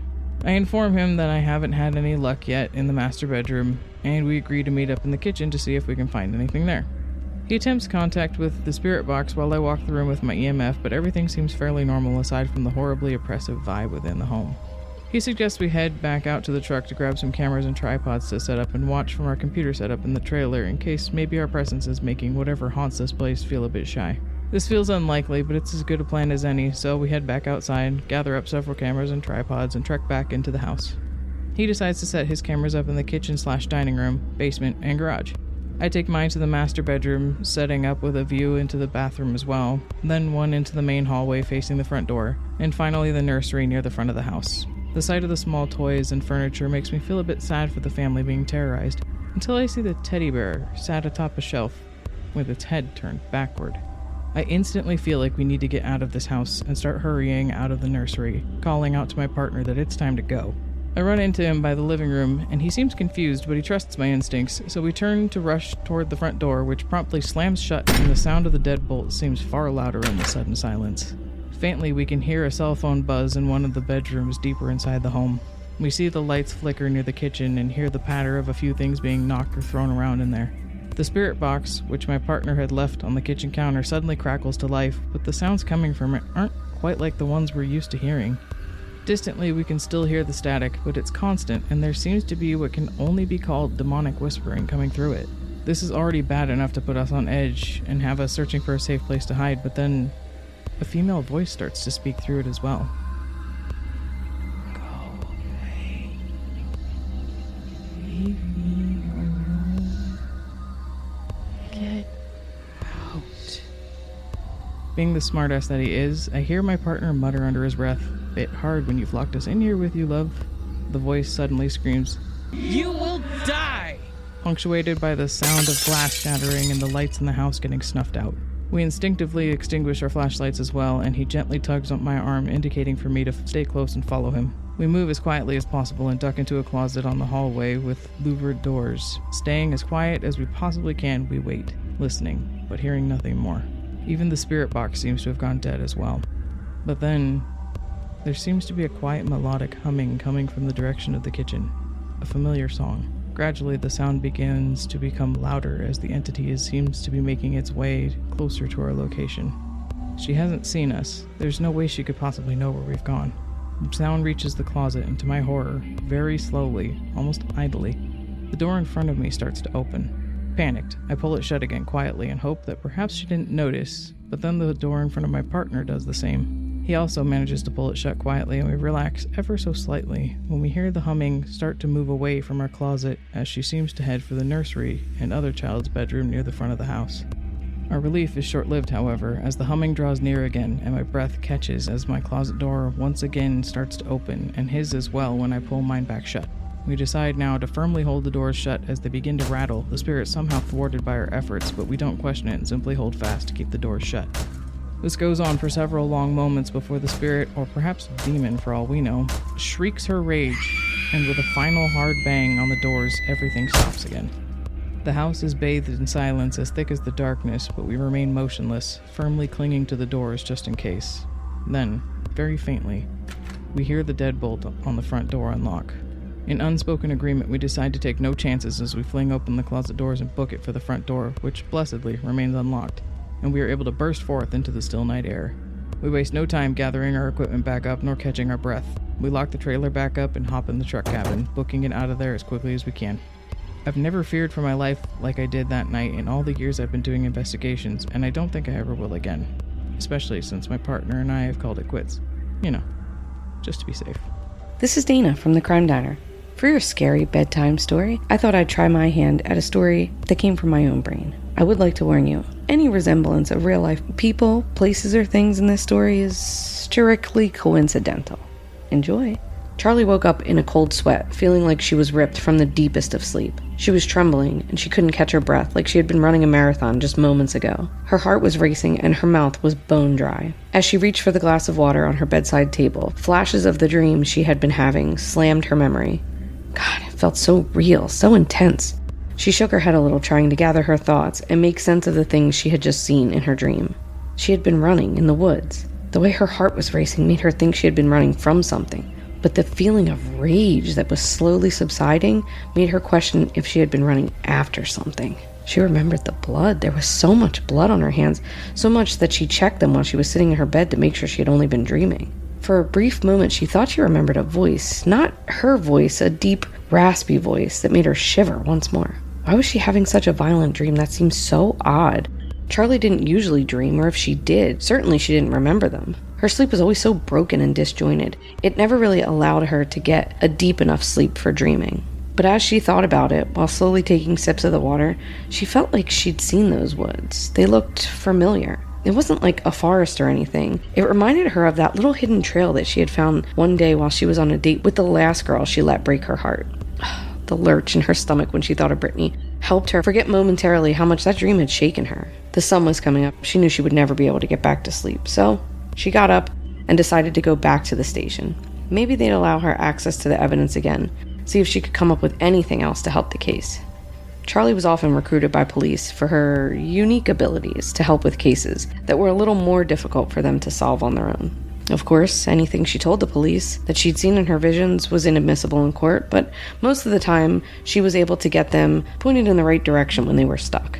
When she arrived at the station, Detective Kennedy was already sitting at a long table with all the evidence that was not out at the lab for testing. Clearly, he had not been able to sleep either. Kennedy wordlessly handed her the crime scene photos. He knew what she came to do. He knew that she was obsessed with the case just as much as he was. Charlie had seen these pictures what felt like 1,000,000 times in the last week, but this morning, as soon as the photos touched her skin, the dream from just a few hours ago came crashing back. The tiny trail in the woods with Brittany flashed in her mind, and Detective Kennedy saw her visceral reaction. The body of the unknown woman had been found posed very graphically in the sand underneath the boardwalk.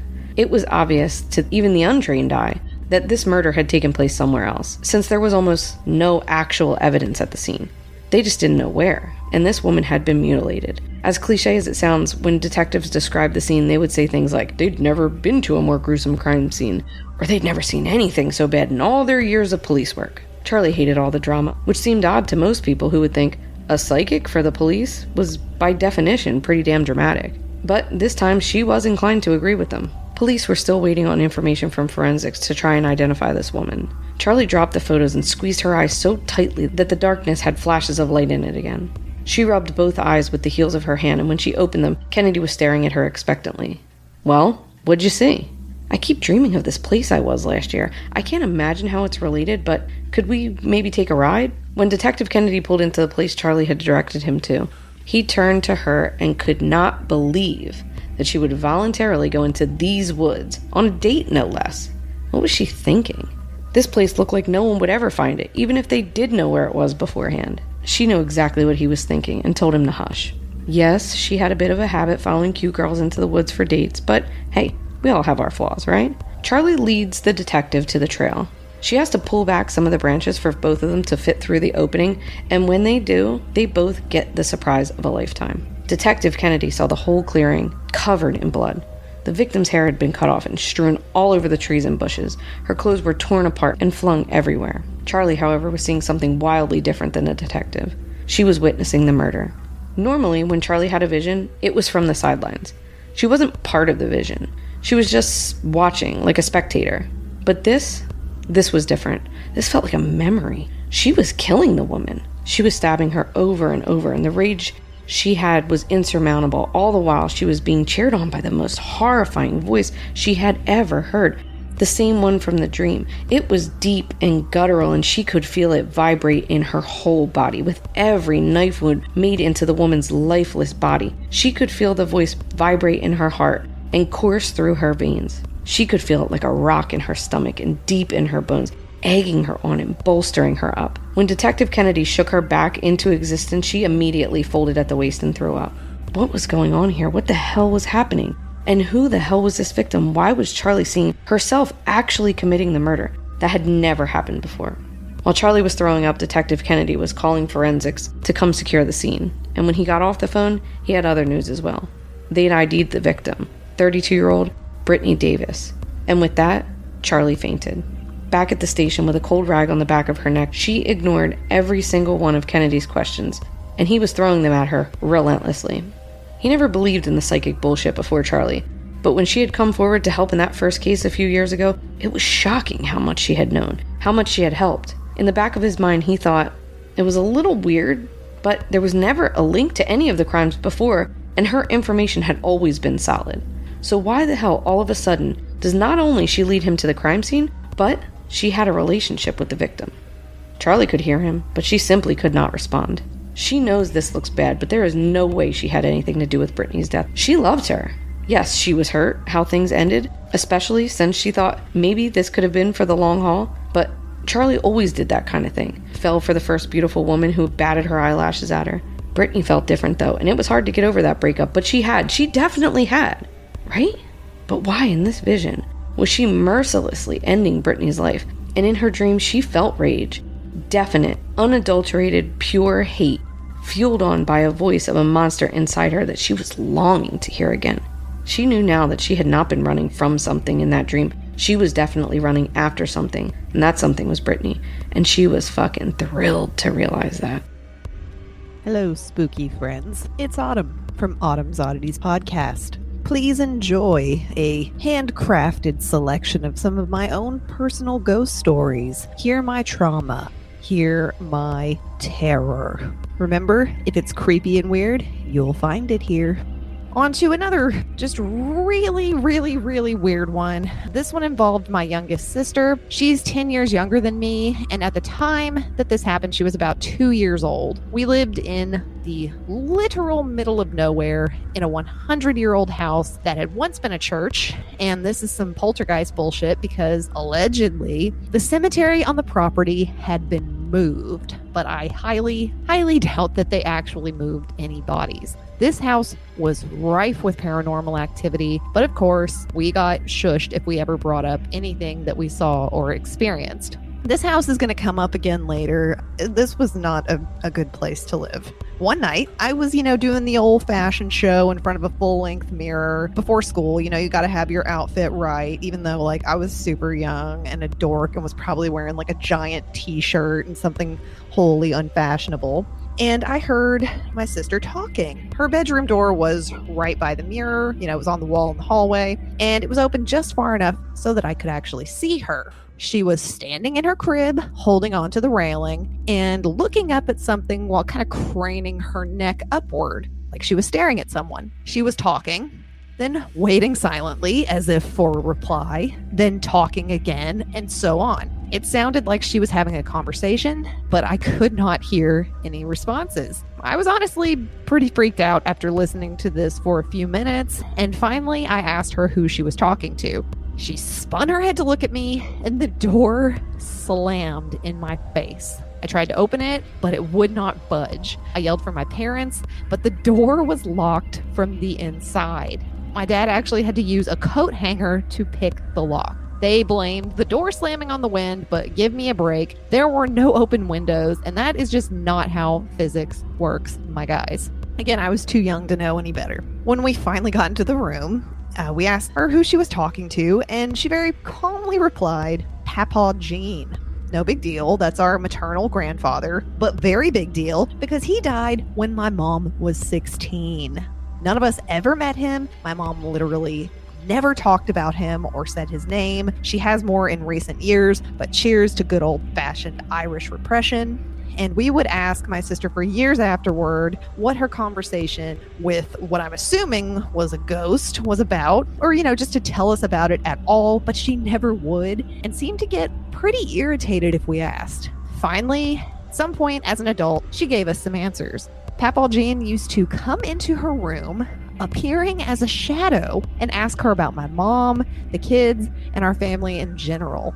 And this happened for years. but she has only really ever talked about it once, maybe twice in her life. I don't think that she likes to talk about it. If I hadn't literally been standing there listening to the conversation and had a door slammed in my face when I tried to go into the room, I would not have believed that she was talking to anyone at all. But the fact that she knew the name of our long dead grandfather and claimed to be speaking to him was too much of a coincidence and too elaborate a story for a 2-year-old to concoct. I don't know what she was talking to. I kind of don't think it was him. We're going to get into that a little more later. Well, hang on to your butts for this one. Like, literally. You are going to get chills at the end. My brother, I'll go ahead and name him. His name is Matt. I didn't want to name my sister. She's a teacher, and I don't know if she wants her business out in the world. Was in kindergarten, and his class had a field trip to the pumpkin patch. Yay! As we were getting ready to leave the house, my brother asked my dad to tie his shoes 3 times extra tightly because he didn't want them to fly off. All right. My dad thought this was a weird request, but he did it anyway. You know, kids say weird shit all the time. If you've ever been around kids, you can confirm. Anyway, kindergartners were riding on the school bus, and the parents, / families that wanted to go followed behind in their cars. This was a really popular field trip. Pretty much everybody went with their families if they had a kid in the kindergarten class. The roads were very narrow, almost 1-lane country roads with no shoulder at all, and in some places, a pretty steep drop. So we're just driving along, and my sister, another sister, probably was singing too loudly, and I'm telling her to shut up or something like that. It's just a normal day until we're not far from the pumpkin patch, and we watch as the bus tips over and rolls partially down a hillside. It was absolute chaos. There were no seatbelts in buses then, not sure if there are now, but no one knew if the kids inside were dead, injured. No one knew anything. It was just a nightmare. All kids were taken to the local hospital, and luckily, most of them were only mildly injured with a few broken bones. It obviously could have been much, much worse. Imagine if it had tipped at one of those points where there was a steep drop. I really don't want to. But take a wild guess. What was laying all over the road around that overturned school bus? Children's shoes. Yeah. So to recap, my brother wanted his shoes tied extra tightly so that they wouldn't fly off. He specifically requested that. My dad was kind of messed up about it. My brother did not have an explanation as to why he made that request or how he knew that something was going to happen. I think that he may be clairvoyant, to be honest. I'm telling you, that one haunts me. How could he have possibly known to request that his shoes be tied extra tightly so that they wouldn't fly off? Like, did he see something? Some sort of final destination premonition? I'm not sure. But he has battled a lot of personal demons over the years, over the decades really, and seems to have now come out on the other side. And I can't help but wonder if the fact that he sees things has something to do with some of the issues that he's had. Hello, my spooky friends. My name is Keely, and I'm the host of Misty Mysteries, a true crime and paranormal podcast. As we go into the spookiest day of the year, tonight I'll be telling you one of the scariest urban legends, the ghost of Bloody Mary, and just how you may be able to summon her this Halloween. Grab your candy, grab your sweet treats, and your hot chocolate, and let's dive in. There are many origins to just who Bloody Mary was in life, but the one I grew up hearing was about Queen Mary, or Mary Tudor, the daughter of King Henry VIII and Catherine. After King Henry's death in 1547, her younger half-brother King Edward VI took the throne but died at the age of 15 in 1553. Mary forcibly took the throne from Edward's cousin, who he had named during sickness, to try to keep the line Protestant. Mary taking the throne made her the first queen to receive the English crown from her birth order rather than being married to a king. During her rule, Mary gained the name Bloody Mary due to 280 executions of Protestants who opposed her rule under the Catholic Church. Queen Mary died in 1558, although the ritual to summon her can only be linked back to the 1970s. This ritual is much like a game young women have played for centuries, to see if their future husband would appear in the mirror while they did the ritual, or if they saw a skull skeleton behind them, it means they would die before they married. But instead, you are summoning the spirit of Bloody Mary. To start this ritual, you will take a candle and go into a dark room or bathroom alone. It is very important that you're alone, and of course, that it's dark. Hold the candle or set it down in front of you as you stand in front of the mirror and light it. Look into the mirror, then close your eyes while saying Bloody Mary 3 times, slowly and clearly. When you open your eyes, you may see the spirit of Bloody Mary standing behind you while the mirror drips with blood, maybe even cracked. This is if she hasn't already scratched her eyes out. If you're lucky enough, you will blow out the candle, ending the ritual, and leave the bathroom. But be careful, because reflections are everywhere, and you never know what reflection you may see her in next. Hey there, my name's Sarai, and I host a spooky podcast called Freaky AF. I was born with a medical condition. Doctors have never been able to tell me exactly what it is, but if my body temperature goes anywhere above 100 degrees Fahrenheit, I start having convulsions. I'm also susceptible to having fevers anytime I get sick with practically any ailment, so you can imagine how much of a germaphobe I've grown to be. This one night, it got really bad.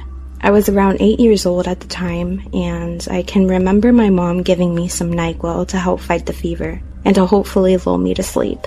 It's tough to get a wink of shut-eye when your body is burning up at a whopping 104 degrees. It was miserable. I could feel the medicine working its magic on me, and my eyes began to slowly shut. One thing I always hated about running a fever was that my mom absolutely forbade me to cover with a heavy comforter. For some reason, I can't sleep with just any kind of blanket. It's gotta be thick and fluffy, something that I can lose myself in so that it feels like I'm sleeping on a cloud. But whenever I was running a fever, my mom would force me to sleep with one of those thin, flimsy covers, which I guess was better for my temperature, but I most definitely wasn't happy about it. Nonetheless, she'd at least let me sleep with my rotary fan on the low setting, because if there's no fan sounds, you can just forget about it. I felt my body fall deeper and deeper into slumber when something suddenly pulls me back. A noise, and a loud one at that. It's my fan, but why is it so loud? Not only does it sound like it's on full blast, but it's as if it's blowing right into my ear. I can see the fan sitting on the other side of the room, and it seems normal, but something's off. This place I'm in looks like my room, but I can't help but have a feeling that it isn't. My bedroom door is open. It's never left open. And so is the door to my closet, and my closet light is on. But why? Suddenly, lightning strikes and a huge thunderclap follows it. I can hear my dog, Raja, crying from the living room. She's not typically scared of thunderstorms. I can hear her claws tapping on the hardwood floors as she comes towards my bedroom. She jumps onto the bed and rests herself on top of my body, still whining at the thunder. I try to lift my hand to pet her, to assure her that everything's gonna be alright, but before I could, she growls and suddenly takes my arm into her mouth. I can feel the tight grasp of her jaw as it's clamping down on my wrist. She bites down harder when I make even the slightest movement, so I stay still. My heart is pounding. I can feel the wet blood flowing from my wrist and soaking the bed beneath me. I can feel Raja's weight on me, pushing down on my stomach and sinking me deeper into the mattress, making it hard for me to breathe as I gasp for air out of sheer panic. Suddenly, everything goes quiet, like someone pressed the mute button on the entire world. The pain that I was experiencing just moments ago turns into a new feeling, a feeling far worse than any pain, the feeling of dread. I was paralyzed by it. I couldn't even scream or cry for help. When I saw it, standing in my closet, it was a shadow of a person, I think. More like something impersonating a person. Whatever it was, I could tell that it was watching me. Every inch of my being wanted nothing more than to run and hide from the thing's wretched presence. But I couldn't feel anything. Just fear. Pure fear. I shut my eyes as hard as I could, to the point where I swear my eyelids would tear. And when I opened them again, it was morning. Immediately, I went to inspecting my wrist to assess the damage, and nothing. Not a single mark. My glance shot to my closet door, and it was closed. I could hear Raja scratching at my bedroom door, crying for me to let her in, and when I opened it, she greeted me with a wagging tail. She went for my hand to give it a lick, and I snatched it back so fast I hadn't even meant to. It was just a reaction, really. I was afraid of my closet for a good while after that. Actually, now that I think about it, I'm pretty sure that I never entered that closet without my mom until after we moved out of that house. After that, I was sure that that was the last I'd ever see of the shadow. That is until it revealed itself to me again, a decade and a half later. I'm Angelina from Murder News, and each week on our show, we tell a story from the corresponding week in true crime history, with a focus on the victim's perspective. New episodes of Murder News drop every Friday on all major podcast platforms. Jane wore a yellow ribbon around her neck every day. And I mean every day, rain or shine, whether it matched her outfit or not. It annoyed her best friend Johnny after a while.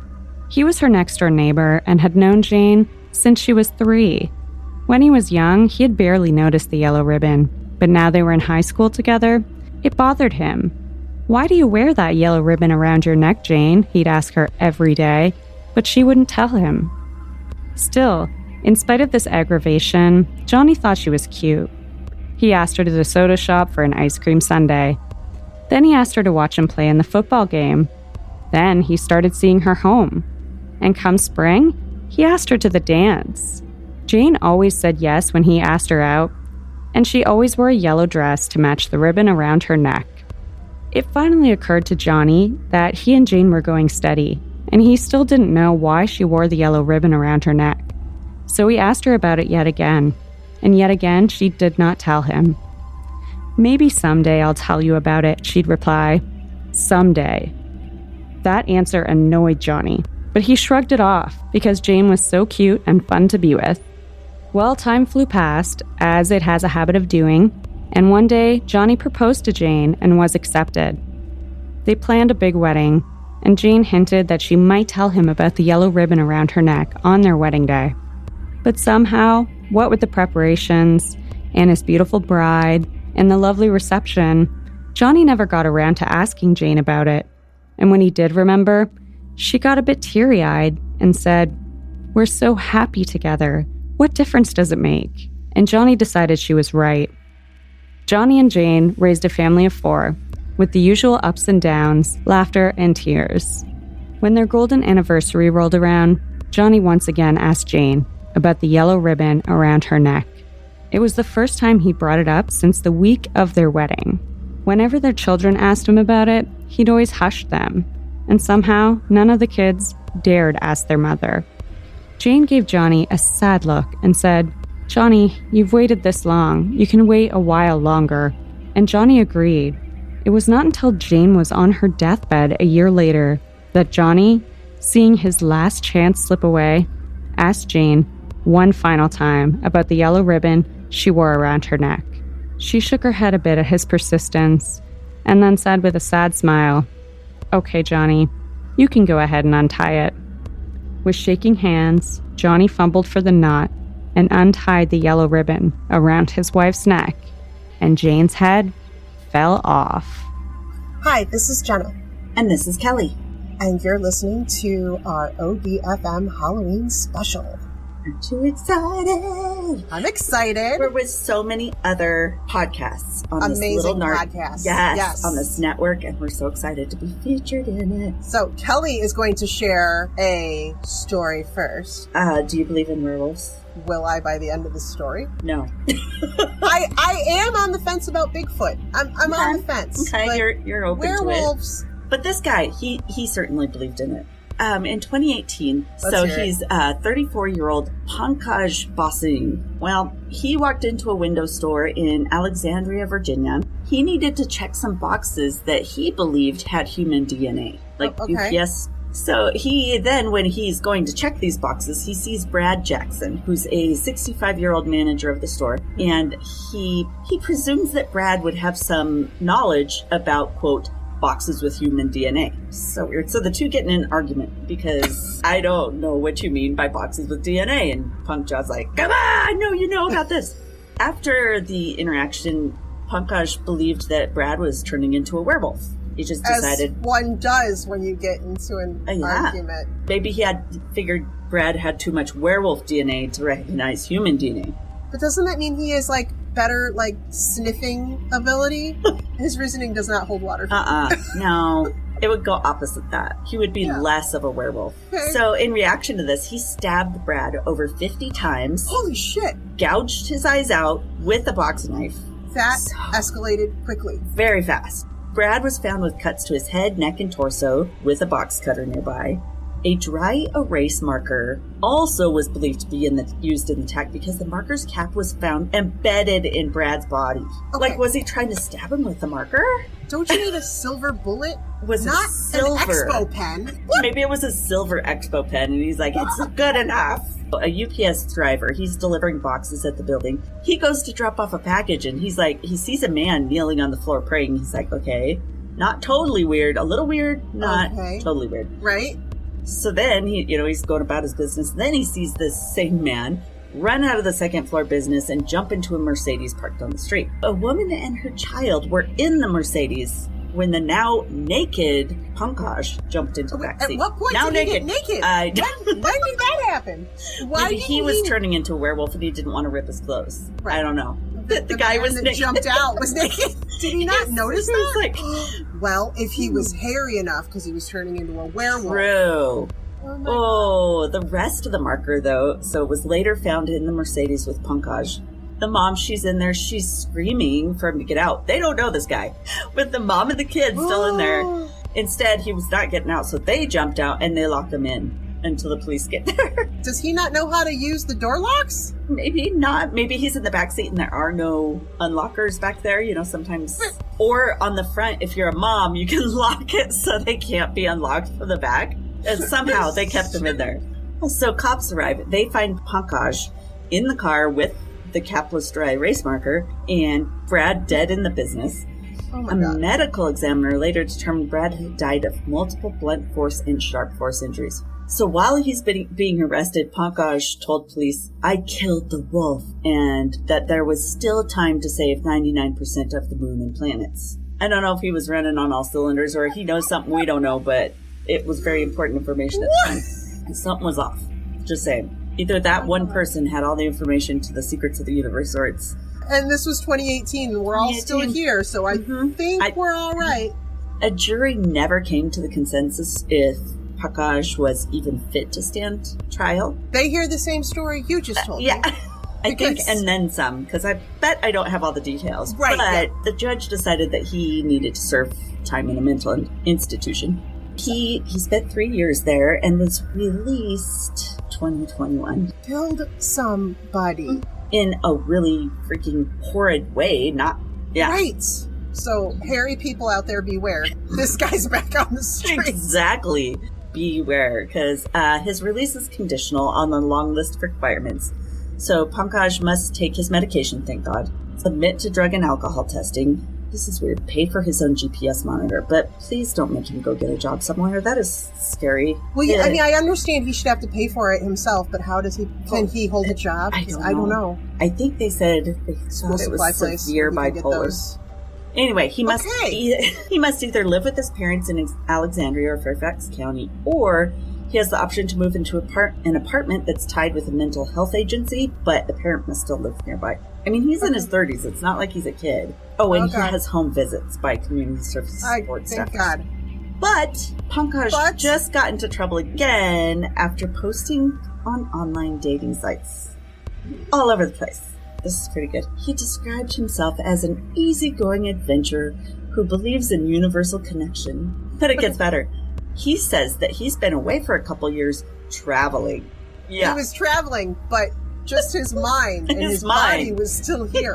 His body was in an institution. Can you imagine meeting somebody on an online dating site and then thinking, I really like this person. I'm going to just do a quick background check. That's what comes up? Horrifying. And I think he had a different name on his online dating sites. It was like PK or something. So, what it doesn't say, that is, he's nicknamed the werewolf killer in the neighborhood. And his vacation was really a 3-year stint in a Northern Virginia mental institution. But family member of the deceased, Brad Jackson, actually came across the dating profile and took screenshots, sent it to the prosecutors. They didn't even know. So now they have recently filed a motion to bar him from using social media or to require software that allows his social media to be supervised. So the judge did order that he has to take down his social media profiles. And he said that he agreed with prosecutors that the descriptions were intentionally misleading. Excuse me, I'm a werewolf hunter. And in my spare time. Oh, this guy. But as long as he's on his meds, I hope everything is well. Holy crap. So that's the story of someone who believes in werewolves anyway.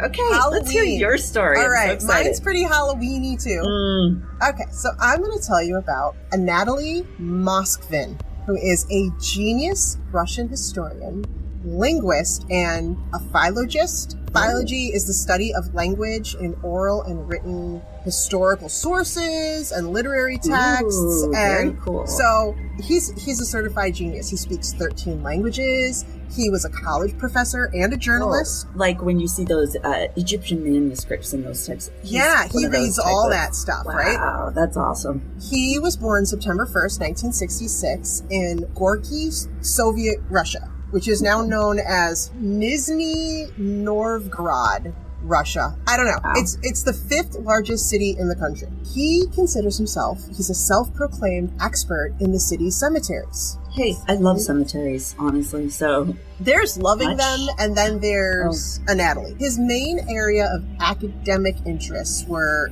Celtic history and folklore, as well as languages and linguistics. But he was fascinated with studying cemeteries, burial rituals, and the occult. Those are some interesting, weird things that people get into that. Not necessarily a red flag, right? He had over 60,000 books and documents and a large doll collection. People described him as both a genius and eccentric, which, again, none of this is really that weird. Anatoly, or however you say his name, he never dated. He's always lived with his parents. Reportedly, he's never smoked, never drank.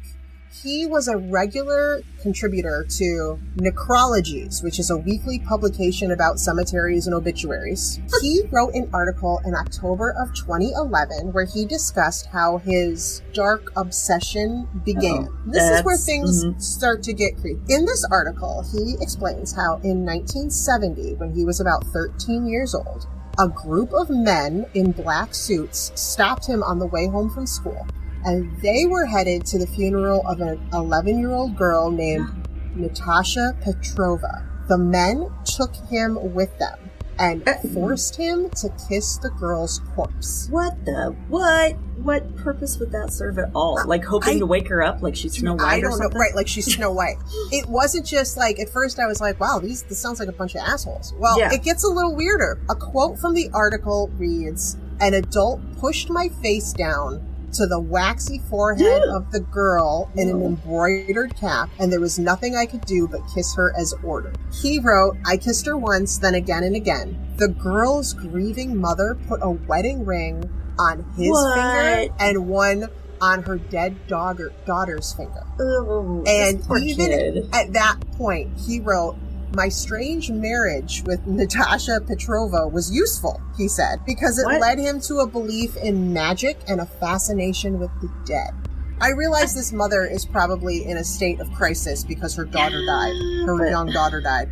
In 2005, a fellow academic commissioned him to summarize and list the dead in more than 700 cemeteries in the 40 regions that surrounded this Nizhny Novgorod or whatever.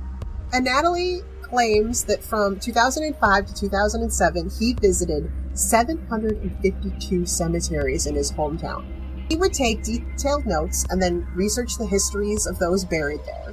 He claims that to have walked up to 20 miles per day doing this, sometimes sleeping on hay bales and drinking rainwater from puddles. Okay, that seems excessive. I don't know if you need to be that devoted to that work. There were weekly newspapers that published documentaries of his research with titles like Great Walks Around Cemeteries and what the dead said.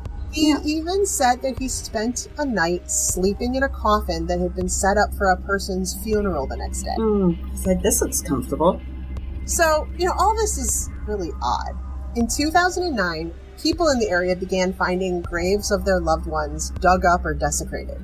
Natalie had been questioned multiple times by police while he was researching, but he was never arrested or detained or anything because he would show his, academic credentials and be like, this is why I'm here, I'm doing this research. But then on November 2nd, 2011, 46-year-old Natalie was arrested by police who were investigating several desecrations of Muslim graves when they found him painting over pictures of the deceased. And I don't know why, but apparently after he was arrested, 8 police officers then went to the apartment that he shared with his parents and found a scene that will forever haunt their dreams. Okay. Inside... Is this a Norman Bates thing? I'm expecting a Norman Bates situation. God. Inside, authorities found 26 life-sized doll-like figures. It was a very cluttered, very hoarder-like place. There were stacks of books and papers, very little space to walk. The large dolls were in various styles of dress. Some had knee-high boots. Others had the little strappy patent letter Mary Jane type shoes, like girls' dress shoes, right? Some of them had their faces and hands covered in fabric and then makeup applied over the fabric on their faces. That's All creepy. of their hands and legs were hidden in fabric. And upon further inspection, they realized these were not dolls. These were the mummified corpses of human girls.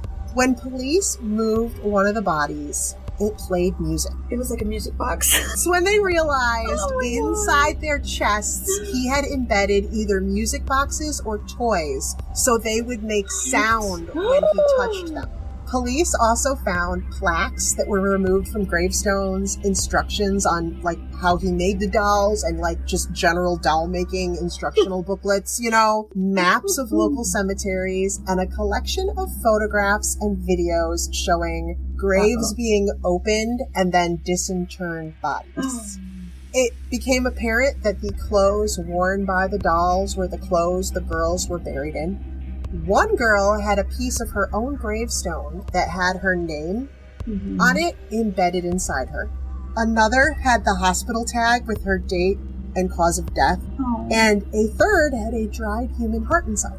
On YouTube, you can watch the police video of the apartment showing the dolls seated on shelves. Oh, I'm not kidding you. They're on shelves or sofas or piles of paper. And I mean, don't think I can watch it. I can't be unseen once you see that shit. You can't, right? No. Did you watch it? Of course I did. At least you don't know exactly what they're saying because it's all in Russian. Yes, thank God. But it was later discovered that most of the girls came from local cemeteries, and some may have come from as far away as Moscow. They ranged in age from 3 to 25. 3? Dude, that is not your child bride, honey. And one corpse he had in his possession for almost 9 years. And Natalie was very cooperative with police, and he told them that he made the dolls over a period of 10 years. His parents spent most of the year away from the apartment, and so at the time of his arrest, his mother, 76-year-old Elvira, she was quoted saying, "We saw these dolls, but we did not suspect there were dead bodies inside. We thought it was his hobby to make such big dolls and did not see anything wrong with it." Neighbors, of course, were shocked. They said that he was quiet and his parents were nice people, but they did note a rancid smell that came from the apartment whenever he opened the door. But they kind of chalked it up to, it's Russia. There's a lot of really old buildings. There's a lot of vague rotting smell that you find in the basements of these buildings. So again, how depressed are these people? Because that smell that didn't shock them. Detectives found shoes in the apartment that matched footprints near the desecrated graves that they were investigating. So, we're pretty sure we got the right guy. As well as numerous grave decorations and burial accessories like metal nameplates taken off headstones, that kind of stuff. Although only 26 bodies were discovered, they suspect that he desecrated about 150 graves. He admitted to drying the corpses using a combination of salt and baking soda, and then he would store the bodies in secure, dry places around the cemetery. So he did this at the cemetery. He dried them out at the cemetery. Once they had dried, he brought them home where he turned them into dolls as, this is how he explained it, this was a temporary solution until he could discover a way to bring them back to life.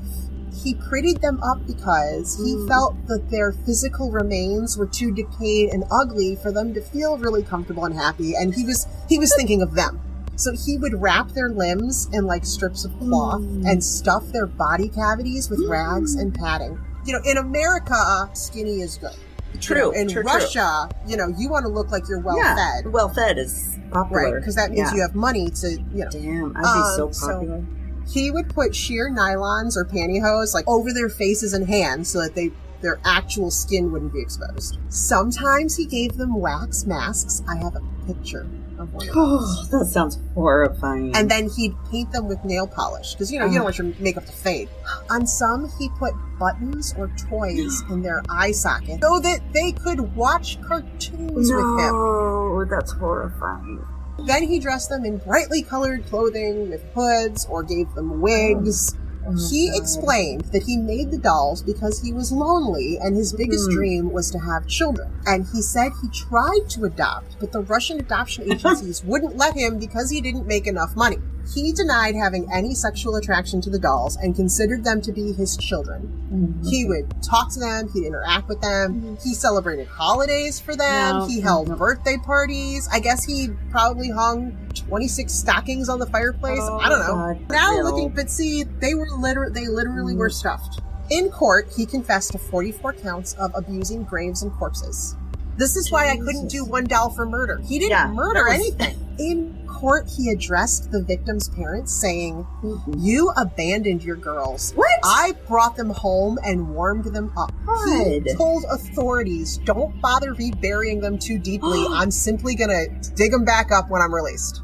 In a hearing in 2012, the court deemed him unfit to stand trial, and they released him from any criminal liability.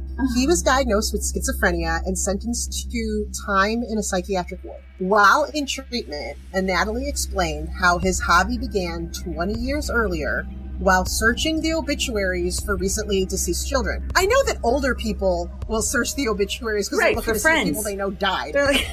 He was looking for children, right? And when he would find an obituary that spoke to him, he would go to their grave and sleep on it in order to determine if the spirit wished to be brought back to life. He insisted that when he began, he never dug up a grave without the permission of the deceased child inside. As he got older, it became physically painful for him to sleep on the graves. So, naturally, he began bringing the bodies home so that it would be more comfortable for him to sleep near them, right? Plus, he thought the spirits would be more willing to speak in a safe, welcoming home, and then it would be easier to hear them when they were speaking if they weren't underground. It was hard to hear. Natalia Kardamova, the mother of 10-year-old Olga, did not know that the grave she had visited for 9 years was empty.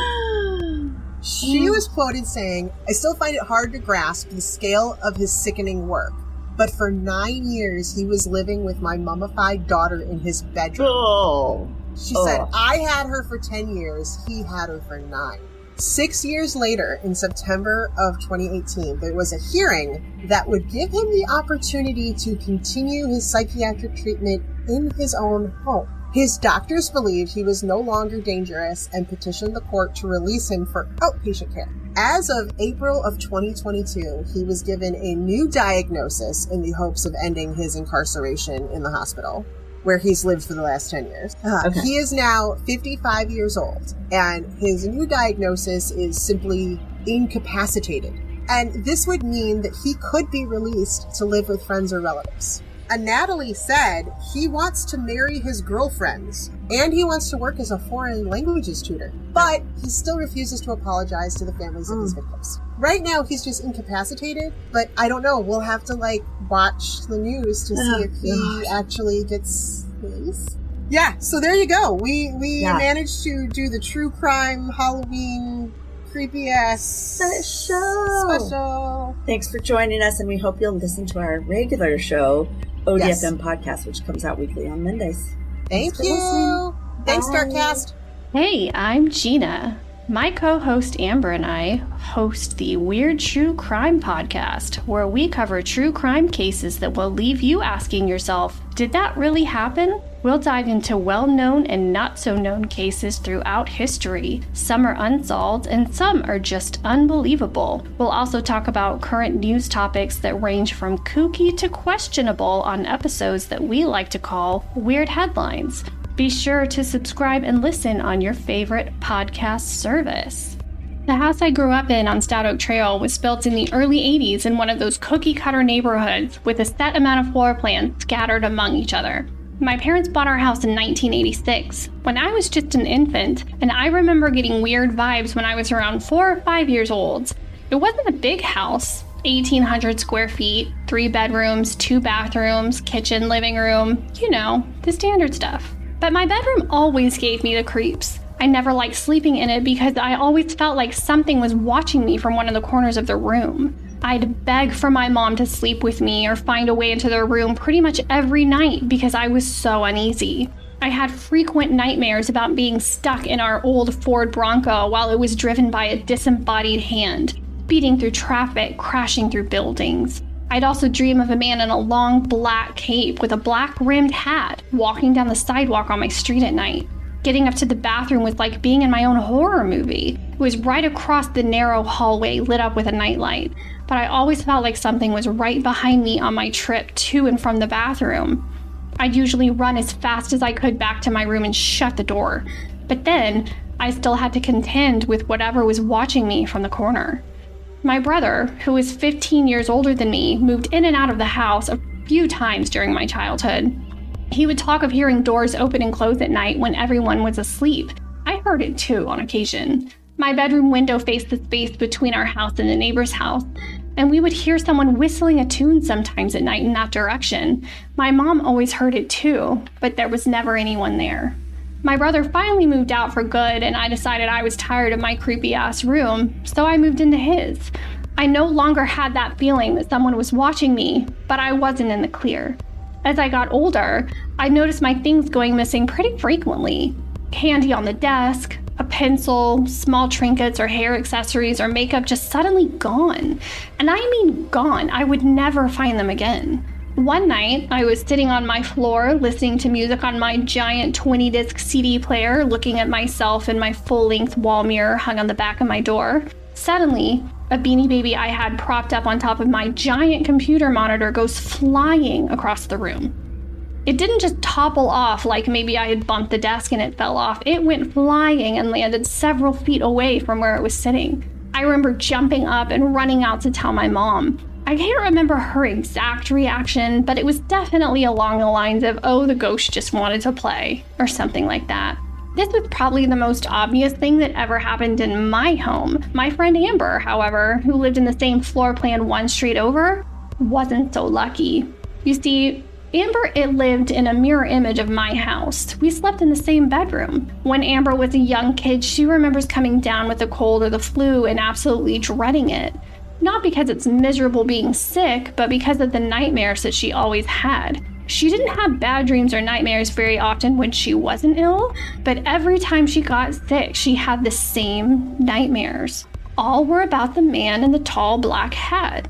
One of the worst ones she had was before she was even 10 years old, and she was still living in her family's lime green trailer before her little brother was born.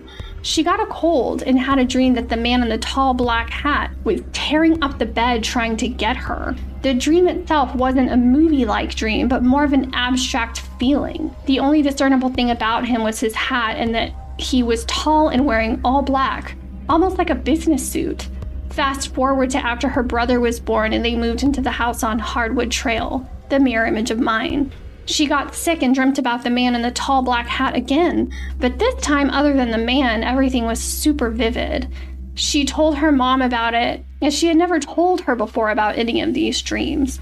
All the color drained from her mom's face when she told her about the dream and described the man in the tall black hat. Her mother told her that she had a dream about the same man.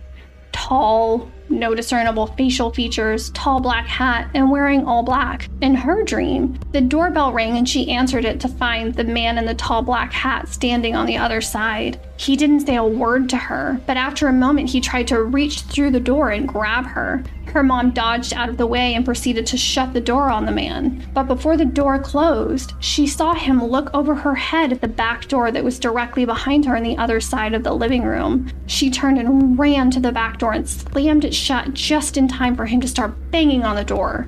He had made it around the house to the back door in the time it took her to cross the room.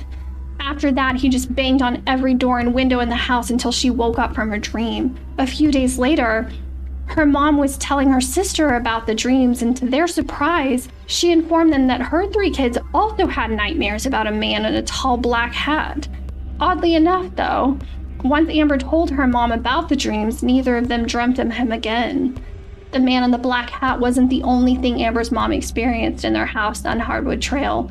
She was vacuuming one day in the narrow hallway between the bedrooms when she looked up and saw a little boy standing in the doorway to the master bedroom.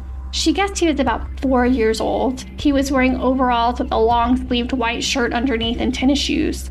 His hair was almost white. It was so blonde, and he had blue eyes. He just looked at her for a moment, and then he was gone.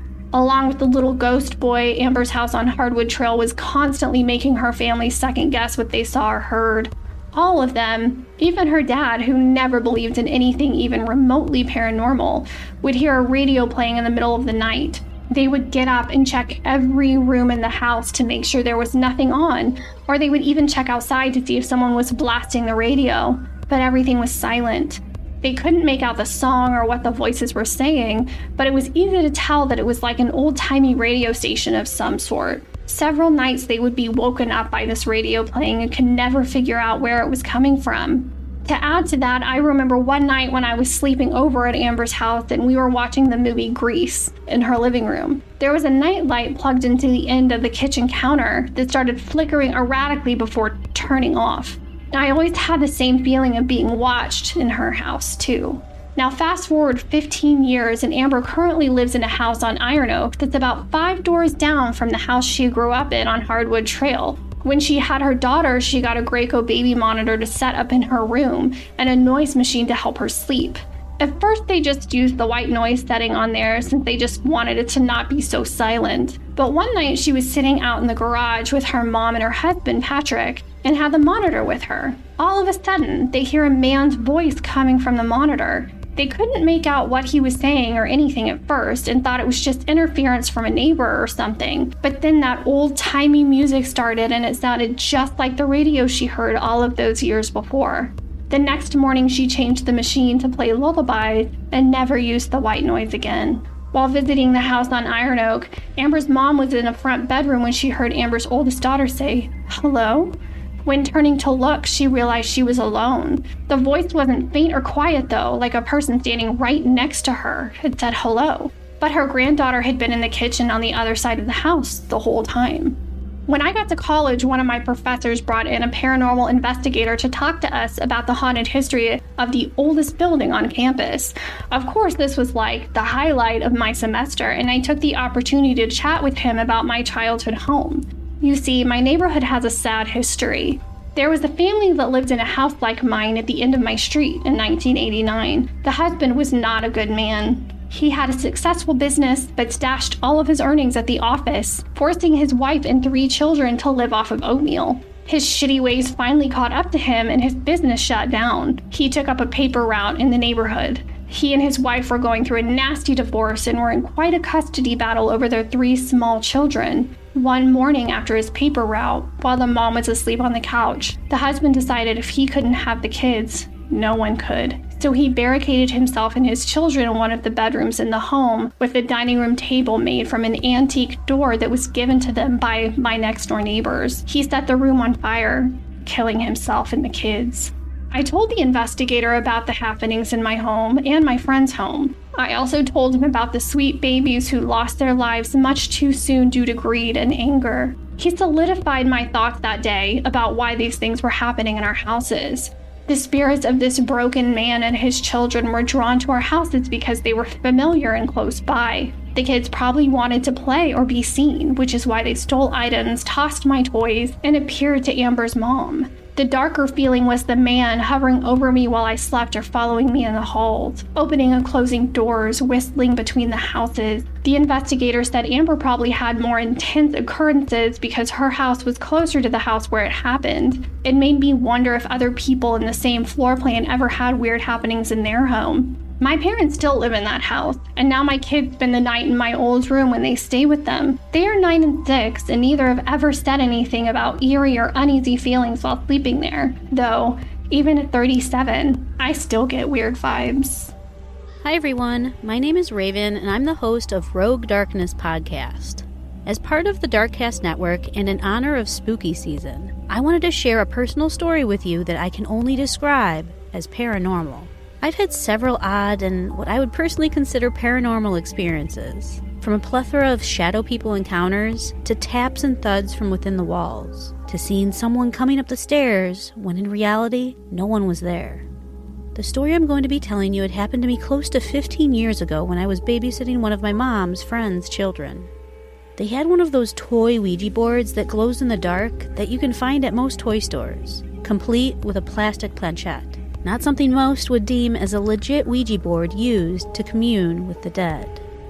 At that point in time, I had never played with anything like that before, so I wanted to give it a try to see if we could make any type of contact with the other side. So me and the girl sat down at their kitchen table, and each one of us put our fingers on the planchette. She asked if anyone was there with us, but there was no response. We waited a few minutes, then I asked the same question. Is anyone here in the room with us? Still, no response. We did this for about 10 minutes with no response. I ultimately got bored of nothing happening, so we decided to stop trying. We moved the planchette over goodbye and then put away the board. After the board was put back with the rest of their myriad of board games, we decided to play hide and seek, which to this day is still one of my favorite games. We decided to play hide and seek in their basement, which was huge, and not to mention unfinished. So it definitely had a bit of a creepy factor to it. I counted first. I decided to stand at the bottom of the basement stairs with my eyes closed, and then began counting aloud. The whole time I was counting, it felt like I was being watched, but I just assumed it was her making sure I wasn't peeking. Once I got to 10, I started looking for her. Ready or not, here I come. It took me a while to find her, but the creepiest part was the whole time I was looking, I felt like she was right around the corner. But every time I got to a new area, she was nowhere to be seen. The immense sense of being watched by something unknown, it hung extremely heavy in the air. When I finally found her, she was giggling, saying that she was surprised I didn't find her right away. I told her it felt that she was in other spots because I felt a presence wherever I looked. This clearly creeped her out, and her face went from giddy to extremely spooked. She then told me to run upstairs, so I did, my heart pounding with every step. When we got back upstairs, she told me that the reason she was surprised I didn't find her right away was because she could have sworn she saw me walk past where she was hiding at least 3 times. It's as if both of us were seeing and hearing things that weren't really there. Now, whether or not this was something that came from the Ouija board to have a little fun with our hide-and-seek game, we may never know. The whole ordeal was extremely creepy, but luckily, nothing bad happened. And the only thing I can say is that I don't think any paranormal experiences I've had since are a result of playing with that board, especially since I had been having those paranormal encounters well before I ever touched that Ouija board.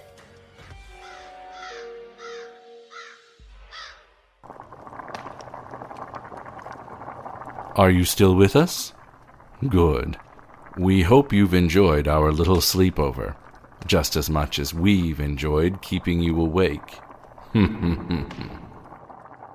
You can find Octoberpod on YouTube or our spin-off podcast, Octoberpod AM, wherever fine podcasts can be found.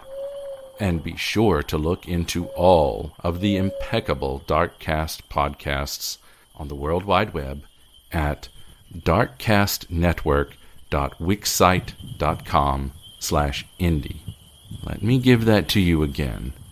That's darkcastnetwork.wixsite, WIXSITE, facebook.com/indie, INDIE. On behalf of all the Darkcast Network, this is Edward October, wishing you a very happy Halloween. Stay spooky, mes amis.